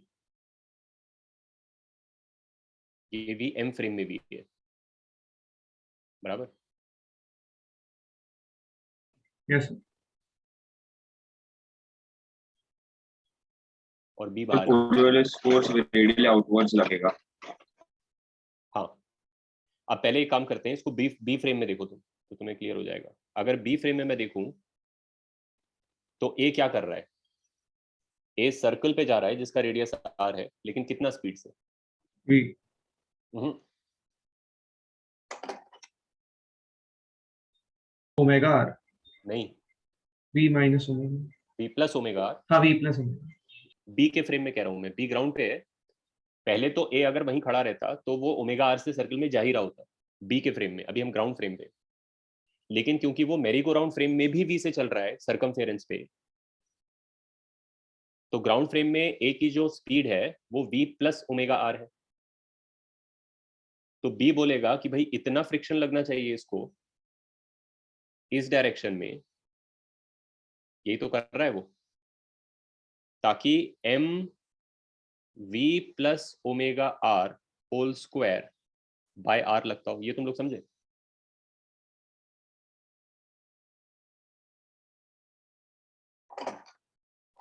yes yes sir. Sir आप रिपीट करें। बी के फ्रेम में, ग्राउंड फ्रेम में, पहले तो ए अगर अपनी जगह पे सिचुएटेड रहता जो हमने पहला केस लिया, तो बी देखता कि ए जो है ओमेगा आर से सर्कल में जा रहा है, यस जो कि सर्कल पे, क्योंकि डिस्क ओमेगा से घूम रहा है और उसका रेडियस आर है, तो अगर ए डिस्क पे खड़ा भी रहता एक ही जगह पे तो भी वो सर्कल में जा रहा होता ओमेगा आर से एज पर बी। वो केस हमने देख लिया पीछे। अब अगर ए मेरी ग्राउंड के फ्रेम में भी वी से चल रहा है एडिशनली, मतलब एक तो मेरी ग्राउंड घूम रही है, उस पे वो खुद चल रहा है सर्कल पे, उसी रेडियस का पेस के सर्कल पे ही चल रहा है, और v से चल रहा है। v जो है m को दिखाई दे रहा है, मतलब ये एक एक्स्ट्रा v है जो m को दिख रहा है। तो ग्राउंड फ्रेम में वो r रेडियस के सर्कल में चल रहा है v प्लस ओमेगा r से, हाँ सर समझा। बराबर। और ये ग्राउंड फ्रेम से उसका टोटल मोशन है। लाइक b बोलेगा कि a तो r रेडियस का सर्कल पे चल रहा है v plus omega r speed से, और कुछ नहीं हो रहा है। तो क्योंकि सर्कल पे उसका स्पीड कांस्टेंट है, v भी कांस्टेंट है और ओमेगा r भी कांस्टेंट है, तो सर्कल पे टेंजेंशियल फोर्स तो a पे नहीं लग रहा होगा। अभी मैं b के पॉइंट ऑफ व्यू से सारी कहानी सुना रहा हूँ। b के पॉइंट ऑफ व्यू से, क्योंकि a जो है सर्कल पे कांस्टेंट स्पीड से चल रहा है, v प्लस ओमेगा r, ये दोनों ही कांस्टेंट है, v भी कांस्टेंट है और ओमेगा r भी कांस्टेंट है। तो b के हिसाब से क्योंकि a एक यूनिफॉर्म सर्कुलर मोशन कर रहा है, तो there is no tangential force on a, must not be. But since a is going in a circle, definitely there is a radial force to make him go in a circle. Centripetal, वो friction से आ रहा होगा obviously, और कैसे आएगा?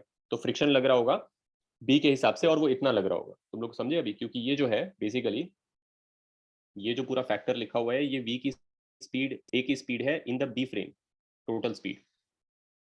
तो b ने अपने ही फ्रेम में बैठ के इसका सेंट्रीपिटल का इक्वेशन लिखा है a का। अभी क्लियर है? यस इसको अगर तुम एक्सपैंड कर लोगे तो इसमें से एक mv स्क्वायर बाय r निकलेगा, एक m ओमेगा स्क्वायर r निकलेगा, और एक 2m ओमेगा v निकलेगा, बराबर। Yes sir. अब देखो, ये जो फ्रिक्शन लग रहा है, ये पिछले केस के फ्रिक्शन से ज्यादा है, देख रहे हो? जब एक केवल खड़ा रहता था मेरी ग्राउंड पे, फ्रिक्शन को पकड़ लो, फ्रिक्शन एक रियलिटी है जो कि फ्रेम डिपेंडेंट नहीं है। तो जो फ्रिक्शन लग रहा है ना, वो हर कोई अग्री करेगा कि इतना फ्रिक्शन लग रहा है।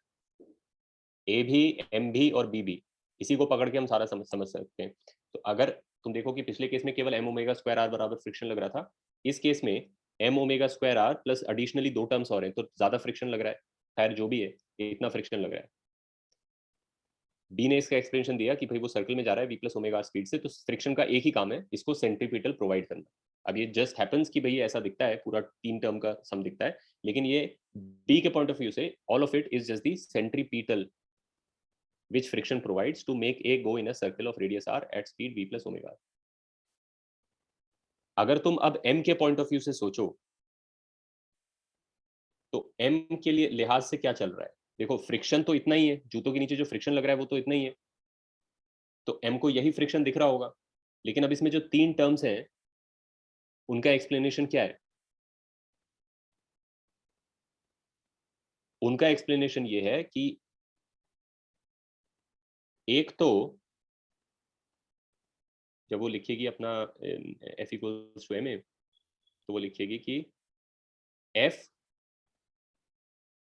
माइनस सेंट्रीफ्यूगल माइनस कोरियोलिस, ये सब तो उसको लिखना ही है, ऐसे ही वो नेट f लिखती है, equals to m a as seen in m, a of a in m frame. ये समझे तुम लोग इक्वेशन? Yes sir. सबको क्लियर हुआ ये? Yes, तो वो लिखेगी f माइनस सेंट्रीफ्यूगल, वो लिखेगी कितना, वो खुद ओमेगा से घूम रही है और a जो है उससे r डिस्टेंस पर है, तो m omega square r। Coriolis कितना वो लगाएगी,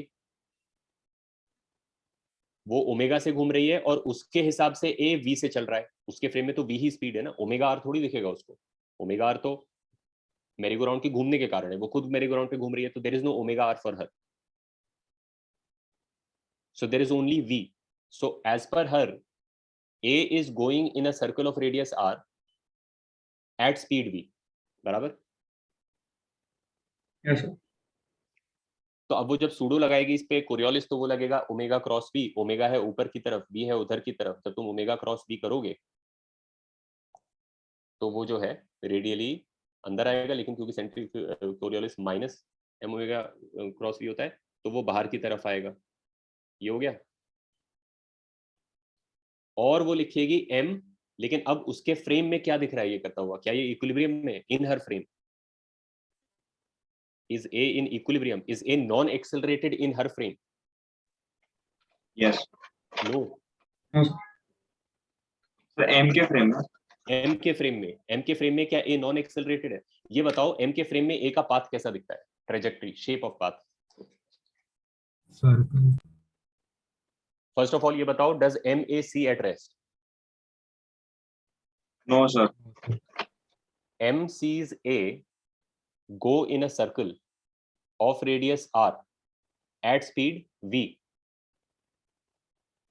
तो M के फ्रेम में भी तो वो सर्कुलर मोशन कर रहा है v स्पीड से, तो M के फ्रेम में A जो है सेंटर की तरफ एक्सेलरेटेड होगा ना, सेंट्रीपिटल, ये उसका mv स्क्वायर बाय r लिख रही है उधर। तुम लोग समझे मैं क्या कह रहा हूँ? Yes sir. Does it make sense to all of you? पिछले वाले केस में A जो था वो M के लिए रेस्ट पर था, वो मैरी गो राउंड पे एक जगह खड़ा हो गया था और वो वहां से हट नहीं रहा था। तो B के लिए तो वो सर्कल में जा रहा था, तो B ने उसकी इक्वेशन ऐसे लिखी, सेंट्रीपिटल लगाया उस पर कि सर्कल में जा रहा है, और M ने उसकी इक्वेशन लिखी कि भाई वो इक्विलिब्रियम में है तो उस पे नेट फोर्स 0 होना चाहिए। तो उसने जब लिखा कि F minus F centrifugal minus F Coriolis, लेकिन ऑब्वियसली क्योंकि A जो है मेरी गो राउंड पे एक ही जगह पे खड़ा हुआ था, तो M जब भी उधर देख रही थी, M भी तो रोटेट कर रही है, like once she looks at him and continues looking in that direction, she will always find him there, because ये भी घूम जाएगा और वो भी रोटेट कर रही है, उसकी आंखें भी घूम रही हैं, तो वो तो देखेगी कि भाई वो सामने खड़ा हुआ है आर डिस्टेंस पे, तो उसके हिसाब से वो इक्विलिब्रियम में था, इसलिए उसने इसका राइट हैंड साइड लिखा M into 0, राइट। अब कोरियोलिस नहीं था क्योंकि M के पॉइंट ऑफ व्यू से A रेस्ट पर था, M के फ्रेम में A मूव ही नहीं कर रहा है, V ही नहीं है, तो ये भी खत्म, तो उसका ये इक्वेशन बन गया,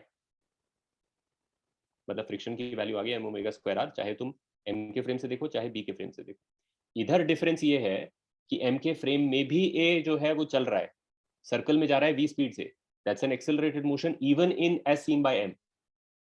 लीव असाइड द फैक्ट कि B के पॉइंट ऑफ व्यू से वो सर्कल में जा ही रहा है V plus omega r speed से, M के पॉइंट ऑफ व्यू से भी वो सर्कल में जा रहा है V स्पीड से, तो M भी तो बोलेगी कि भाई राइट हैंड साइड पे mv स्क्वायर बाय r होना चाहिए।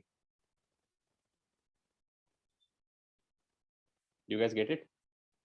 सर तो Yes, sir. कोरियोलिस फोर्स में v is respect to m, right? हाँ, कोरियोलिस फोर्स सर तो प्रीवियस क्वेश्चन में आपने v sin थीटा जो लिया था, सर v पैरेलल, सर वो तो it is already in frame of no no no no, वो स्फीयर स्मूथ है ना, तू सोच कि तू उधर बैठ गई है पॉइंट पे, स्फीयर पे एक जगह पर, मतलब स्फीयर पे मान लो इस लैटिट्यूड पे एक जगह है जहां तुम बैठ गई हो पकड़ के उस जगह को, तो तुम घूम रही हो ना इस जगह पे ऐसे ऐसे, ओके ओके यस तो ये जब ऊपर से स्लाइड करता हुआ जाएगा तो तू इसके नीचे से निकलेगी तो तेरे को दिखेगा Yes, ना sir. इसका स्पीड उस डायरेक्शन में, okay yes sir. Right? So Yes. That's in your frame, that's in a rotating frame. Sir, if it is if the sphere has friction, then it's a we won't. then it's a complicated problem because first of all यही गलत हो जाएगा, ये equation ही गलत है कांगी, Yes, sir. ये गलत Yes, हो sir. गया है ना, Yes, sir. Understood. Thank you. तो वो इश्यूज है, ऑब्वियसली उसका पाथ फिर इतना नाइस नहीं होगा। इस प्रॉब्लम में एटलीस्ट ग्राउंड फ्रेम पाथ तो उसका बढ़िया है कि वो सीधे स्लिप करता हुआ आ रहा है लॉन्जिट्यूड पे नीचे। ये तो अलग बात है कि भाई हम लैटिट्यूड पे बैठ के घूम रहे हैं तो हमको उसका लॉन्जिट्यूडनल प्लस एक लैटिट्यूडिनल मोशन पीछे की तरफ दिख रहा है क्योंकि हम खुद लैटिट्यूड पे बैठ के एक तरफ जा रहे हैं, तो Yes. Obviously that's there, right? Yes, sir. Understood. Sir friction अगर होगा, is there a possibility, like हम लोग मैप कर सकते हैं क्या उसका, क्या क्या फंक्शन फॉलो करेगा उसका पाथ? हाँ, कर तो सकते हैं, देख इक्वेशन लिख सकते हैं, अब वो सॉल्व कितना आसानी से होगा वो एक अलग इशू है। At an arbitrary theta and phi, अब इसमें ये भी है ना कि even in a rotating frame उसका फाई में डिफ्लेक्शन हो जाएगा, फाई मानी कि I mean to say not just the not that there is only a polar angle which is a two dimensional situation, right? अभी तो तुम उसको Yes, sir. केवल पोलर एंगल से ट्रैक कर पा रहे हो, उसमें दो एंगल लगेंगे। उसको दो एंगल लगेंगे क्योंकि अगर उसको ग्रिप मिल गया उधर तो वो स्फीयर के साथ थोड़ा घूम तो जाएगा लैटिट्यूड पे, तो फिर एक एंगल और लगेगा उसको ट्रैक करने के लिए। तो अब तुम पोलर कोऑर्डिनेट्स में आर थीटा फाई में जनरल इक्वेशन तो लिख ही दोगे सारे कोऑर्डिनेट्स की कि भाई आर थीटा फाई इस तरीके से चेंज हो रहे हैं, लेकिन काफी गंदी इक्वेशन होगी जनरली स्पीकिंग। ऑल्सो अगर फ्रिक्शन लग रहा है और तुम टेढ़ा मेढ़ा नहीं चाह रहे हो, वो प्रॉब्लम याद है तुम लोगों को एकदम शुरू में तुम्हारे उसमें होता था, वो इंक्लाइन पे, रफ इंक्लाइन पे उसको ऐसे फेंका है तो वो ऐसे जाता है, हाँ सर। क्योंकि फ्रिक्शन है उधर, तो उसमें यही ट्रैक करने में काफी ट्रिक है कि जब वो किसी तरफ जा रहा है तो फ्रिक्शन उसके पीछे लग रहा है, मतलब हमेशा, क्योंकि नेट वेलोसिटी के ऑपोजिट डायरेक्शन में लग रहा है, and that's on a flat, I mean this is a flat surface, non curvature. So on a curvature that will be even trickier, because ये स्टोरी हमेशा ट्रू रहेगी कि उसकी इंस्टेंटेनियस वेलोसिटी के पीछे फ्रिक्शन लगेगा, प्लस उसको रिजॉल्व करना पड़ेगा 3 अलग अलग कोऑर्डिनेट्स. तो आई रियली डाउट कि वो इक्वेशन ऐसी बनेगी जिसको हम कोई बहुत आसानी से या इवन काफी सर खपा के भी सॉल्व कर पाएंगे. But in any case I hope तुम लोग समझ गए बेसिकली आइडिया क्या है. ये जो वी होता है जिससे कोरियोलिस लगता है, ये वो वी होता है जो रोटेटिंग फ्रेम में भी दिख रहा होता है. अगर रोटेटिंग फ्रेम में वी नहीं दिख रहा है तो रोटेटिंग फ्रेम में रेस्ट पर है वो चीज, फिर केवल सेंट्रीफ्यूगल लग सकता है. तो अब तुम देख सकते हो कि यहाँ पे इसने ऐसे इक्वेशन लिखा, इसका एफ दोनों बाकी दोनों टर्म्स इस तरफ ले लो, यही इक्वेशन आ जाएगा. So the 3 terms from B के नैरेटिव में, ये तीनों टर्म फ्रिक्शन ही है, और ये सब के सब सेंट्रीपिटल के ही पीसेस हैं. इनका कोई अलग अलग एक्सप्लेनेशन नहीं है. बी का स्टोरी काफी सिंपल है. ए सर्कल में जा रहा है, आर रेडियस का सर्कल में जा रहा है, बी प्लस ओमेगा आर से, तो ऑब्वियसली उसको सेंट्रीपिटल लगेगा. अब उसकी वैल्यू ये आ रही है, कुछ कर नहीं सकते हैं, जो आ रही है वो आ रही है. ये सब सेंट्रीपिटल ही है, तीनों टर्म सेंट्रीपिटल है. एम के नैरेटिव में फ्रिक्शन तो उतना ही है, क्योंकि जब तुम ये दोनों टर्म्स उधर कर लोगे तो it comes out to be the same value as this case. Obviously they both have to agree on the magnitude of the real force, but the narrative they tell you is different.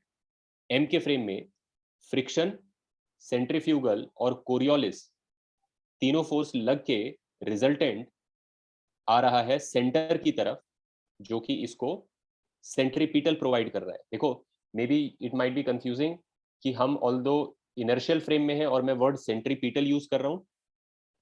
Centripetal जो है हम generally, जैसे मैंने B के लिए इसको centripetal बोला, अब हम नॉन इनर्शियल फ्रेम में तो भी एक सेंट्रीपिटल है, क्योंकि अगर नॉन इनर्शियल फ्रेम में भी तुम सर्कल में जा रहे हो तो ऑब्वियसली उस फ्रेम का वो सेंट्रीपिटल होगा. तुम लोग समझ रहे हो? Yes sir. अब कोई एक तीसरा बंदा आके खड़ा हो जाए, या एम खुद ही, एम को मान लो, लेट्स से एम जो है मेरी गो राउंड के एक्सिस पे ओमेगा से ज्यादा ओमेगा से घूमने लगे, like omega plus the omega required to nullify this V. मतलब कि अगर वो omega plus V by R से टर्न करने लग गई. तुम लोग समझे क्या कह रहा हूँ? Yes sir. तो उसे ए ट्रूली रेस्ट पर दिखेगा, मानते हो? यस. यस. तब उसके लिहाज से कोई कोरियोलिस नहीं होगा. अगर m is willing to rotate at omega plus v by r, then she will again find a to be at rest in her frame. तो कोरियोलिस नहीं होगा क्योंकि a उसके फ्रेम में रेस्ट पर है, तो केवल सेंट्रीफ्यूगल होगा. तब वो ये कहानी सुनाएगी कि फ्रिक्शन तो लग रहा है, लेकिन ये फ्रिक्शन जो है, और इसमें मेरे को सेंट्रीफ्यूगल लग रहा है कितना, m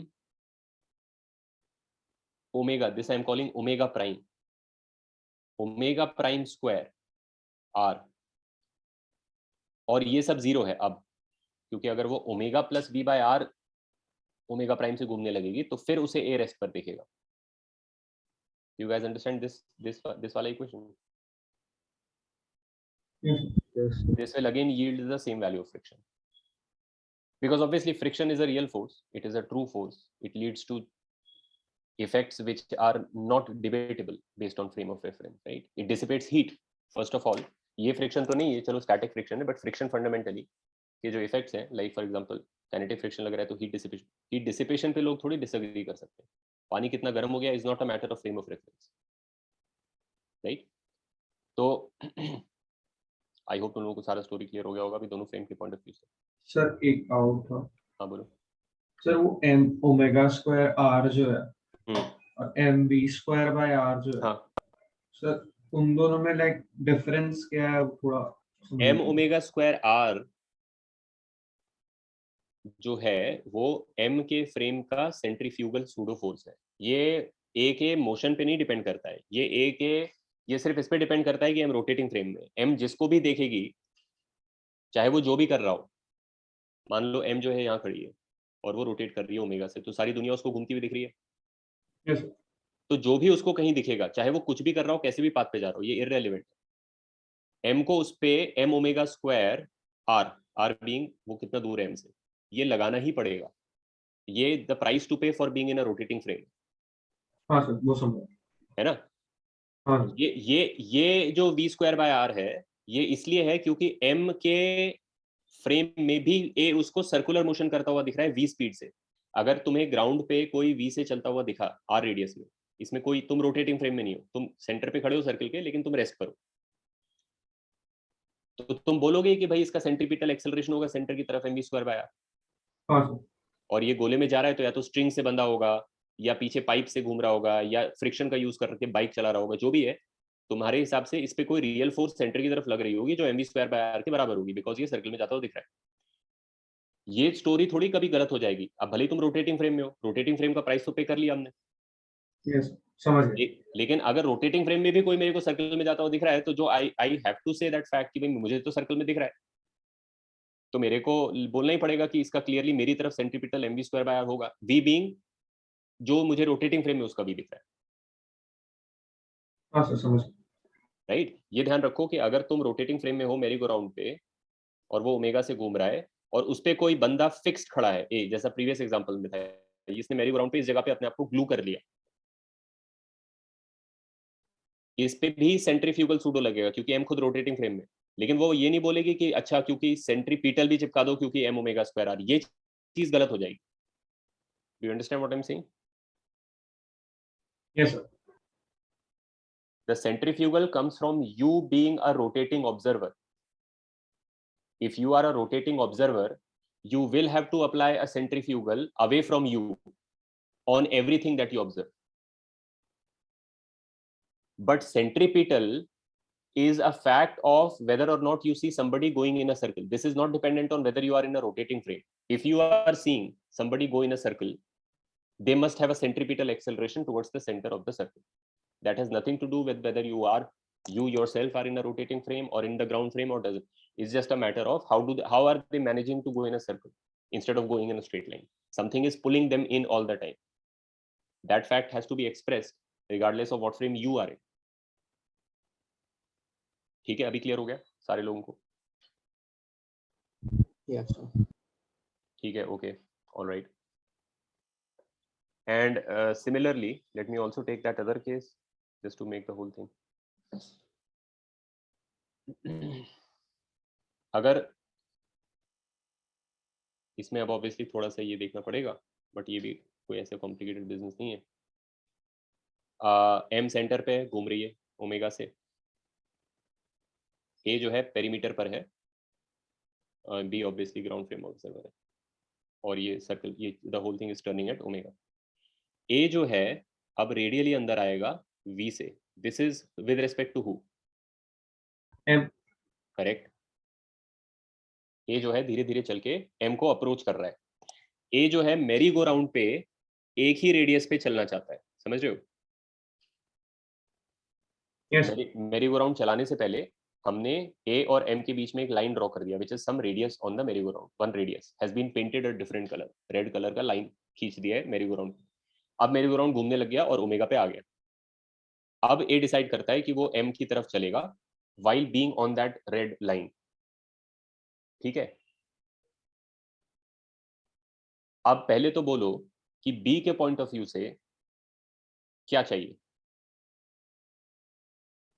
बी के पॉइंट ऑफ व्यू से ए का मोशन कैसा है? First of all, ground frame से ए का मोशन कैसा दिखता है? सर किसके टर्म्स में लेकर आना? नहीं, just the nature of the, just shape of the path. B के पॉइंट ऑफ स्पाइरल। स्पाइरल। हाँ स्पाइरल दिखेगा क्योंकि घूम तो रहा ही है और साथ में अंदर भी आ रहा है, तो स्पाइरलिंग पाथ है ना? अब अगर हम बी के पॉइंट ऑफ व्यू से देखें तो बी क्या कहानी सुनाएगा? बी ये कहानी सुनाएगा कि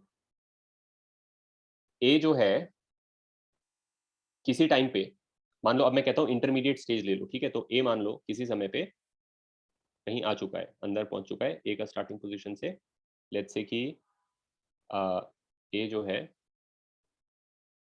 वो यहां पहुंच चुका है और वी से चल रहा है अंदर, वी कांस्टेंट है, और ए का करंट डिस्टेंस फ्रॉम एम जो है वो आर है, स्मॉल आर, ठीक है? This is a variable are.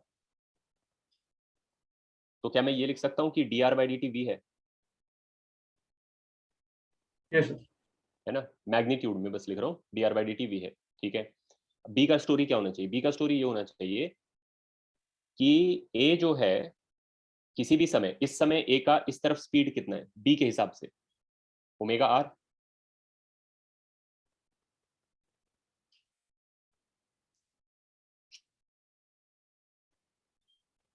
सही है? Yes sir. Yes sir. तो एक तो उसको इस सर्कल में रहने के लिए एम ओमेगा स्क्वायर आर चाहिए होगा सेंटर की तरफ, समझ रहे हो तुम लोग? Yes sir. Yes sir. ये सेंट्रीपिटल है बी के पॉइंट। लेकिन ए जो है वो इसी रेडियल डिस्टेंस पे थोड़ी रहता है आर पे, आर उसका कॉन्स्टेंटली चेंज हो रहा है, कम हो रहा है। तो एक्चुअली क्या हो रहा है एक तरीके से, there are couple of ways to say this. One is that कि ए का टेंजेंशियल एक्सेलरेशन भी है। क्यों है? क्योंकि आर चेंज हो रहा है, तो ओमेगा आर चेंज हो रहा होगा। समझ गए तुम लोग क्या कह रहे हो? Yes sir. Yes sir. Right? और the other way of saying this is, how, what do you think about the angular momentum of A? Is it constant as A approaches M or is it variable? Variable. Variable torque लग रहा है। Variable है, angular momentum variable है इसका। अगर Yes, तुम इसका angular momentum इस समय लिखो तो कितना आएगा इसका मोमेंट? ऑब्वियसली मैं पॉइंट मास मान रहा हूँ सबको। mr स्क्वायर इसका मोमेंट ऑफ इनर्शिया है और ओमेगा ओमेगा है, बराबर? Yes sir. ये इसका करंट एंगुलर मोमेंटम है, ये इसका angular momentum as a function of R है, यानी कि M R square omega. If this is changing, and it is changing because r is changing, then m omega 2r dr by dt is the rate of change of this angular momentum. Yes sir. But you know that the rate of change of angular momentum is torque. Yes sir. By the way, 2m omega rv है, right? dr by dt v है। लेकिन ये torque कैसे लगेगा? Torque तो tangential force से ही लग सकता है। कोरियोलिस। कोरियोलिस। इसका वो तो रोटेटिंग फ्रेम में आएगा, अभी तुम ग्राउंड फ्रेम में देख रहे हो सारा। तो बी का स्टोरी में ए के साथ ये हो रहा है कि ए जो है, ये बी का स्टोरी का मैं ड्राइंग बना रहा हूँ। ए जो है जो यहाँ पहुंचा हुआ है, ए पे एक फ्रिक्शन तो रेडियल लग रहा है जो ए को सेंट्रीपिटल प्रोवाइड कर रहा है, और ए का एंगुलर मोमेंटम क्योंकि डिक्रीज हो रहा है, डिक्रीज ही हो रहा है, M R square omega time के साथ कम हो रहा है, तो देयरफॉर एक टेंजेंशियल फ्रिक्शन भी लग रहा होगा जो इसको ड्रैग टाइप पीछे की तरफ, जो इसका एंगुलर मोमेंटम को खत्म कर रहा है। समझ गए तुम लोग? Yes sir. Yes sir. और ये टॉर्क उसी टेंजेंशियल फ्रिक्शन से पैदा हो रहा होगा। Yes sir. है ना? तो देयरफॉर अगर इसको मैं इससे इक्वेट कर दूं तो ये टेंजेंशियल फ्रिक्शन की वैल्यू आ जाएगी 2m ओमेगा v। यानी ए का स्टोरी ये है कि एक इस पे रेडियल फ्रिक्शन लग रहा है जिसकी value simple m omega square r है, जो क्योंकि ये सर्कल में करंटली एक ओमेगा है और एक r है, तो there is an m omega square r, and there is a tangential friction which is due to the fact that the angular momentum is decreasing, so that is also acting, so the net friction would be the vector sum of the two. m का narrative क्या है इस कहानी के लिए? m के frame में a क्या कर रहा है? is a going in a circle? A is coming close to radius. A is coming closer. a is just coming on a straight line at a constant speed, right? Yes Yes. Sir. ए अगर constant speed से, क्योंकि उसका ए का omega देखो वही रहता है, एक ही लाइन पे उसकी तरफ आ रहा है, तो ए इक्विलिब्रियम में कांस्टेंट स्पीड से चलना मतलब इक्विलिब्रियम होता है। तो एम का स्टोरी ये होगा कि F minus F centrifugal minus F Coriolis equals to 0। F minus centrifugal तो लगाना ही लगाना है, एम ओमेगा स्क्वायर आर, और कोरियोलिस जब वो लगाएगी तो वो किस डायरेक्शन में आएगा? देखो ये वी से जा रहा है इधर, और ओमेगा है ऊपर की तरफ, ओमेगा क्रॉस वी आएगा इधर, लेकिन minus M omega cross V होता है तो वो आएगा इधर, तो कोरियोलिस आएगा इधर, और कोरियोलिस को बैलेंस करने के लिए वो एफ टी लग रहा है, जो एफ टी ग्राउंड फ्रेम में इसका एंगुलर मोमेंटम खत्म कर रहा है, वो रोटेटिंग फ्रेम में इसके कोरियोलिस को बैलेंस कर रहा है ताकि वो सीधा लाइन पे चल सके। तो लोग समझे मैं क्या कह रहा हूँ? Yes, sir. Yes, sir.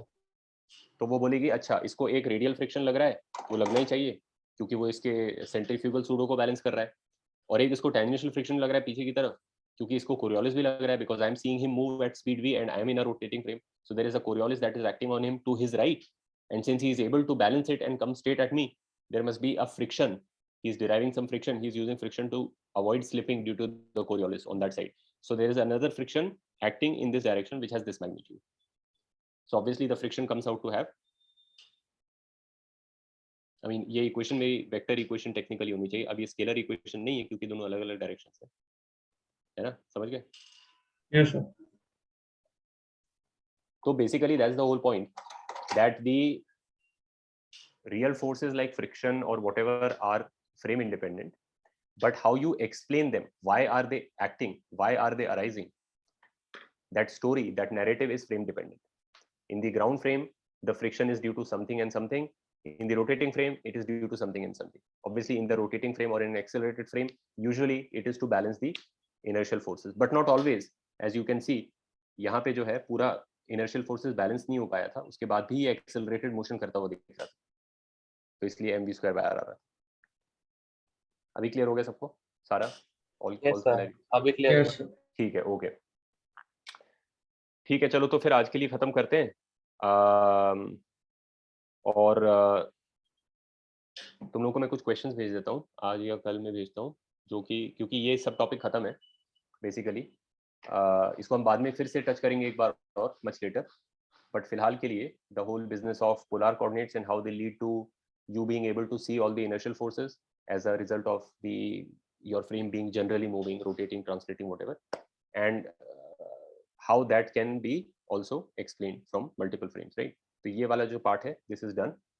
तो मैं तुम लोगों को कुछ प्रॉब्लम्स भेज दूंगा इसके करने के लिए, तो तुम लोग इसको कर लेना प्रैक्टिस के लिए जब भी टाइम मिलेगा, छोटा सा असाइनमेंट टाइप मान लो 8-10 प्रॉब्लम्स का, समथिंग लाइक दैट, एंड इसके बाद फिर हम नेक्स्ट टॉपिक पे मूव करेंगे नेक्स्ट लेक्चर से, ठीक है? Sir, कल ही next topic sir. on. कल ही है। कल ही है तो कल मूव कर लेंगे। मैं इसका असाइनमेंट फिर तुम लोगों को भेजता हूँ, मैं भी कल भेजता हूँ, मैं भी परसों भेजता हूँ, कुछ टाइम लग जाएगा। Sir, next topic on, sir. Next topic हम यहाँ से मूव कर सकते हैं, तुम लोगों ने ग्रेविटेशन पढ़ लिया right? Yes, sir. Yes, sir. ठीक है, तो what we can do is since we are already doing polar coordinates, और क्योंकि हमने देख लिया कि one consequence of writing acceleration in the polar coordinates is the fact that if you are doing central forces then you have conservation of angular momentum as a byproduct, तो हम transition कर जाते हैं यहाँ से इनटू सेंट्रल फोर्सेस, ठीक है? Various I mean general central force, और उसके एनालिसिस में क्या क्या चीजें होती हैं वो पढ़ लेते हैं। ग्रेविटी एग्जांपल लेके as an example, particular example gravity ले लेंगे, but the basic idea is that of central forces, ठीक है? Yes, sir. ठीक है, चलो फिर, alright, Thank you, sir. Thank you, sir. Bye bye, good night. Bye, sir.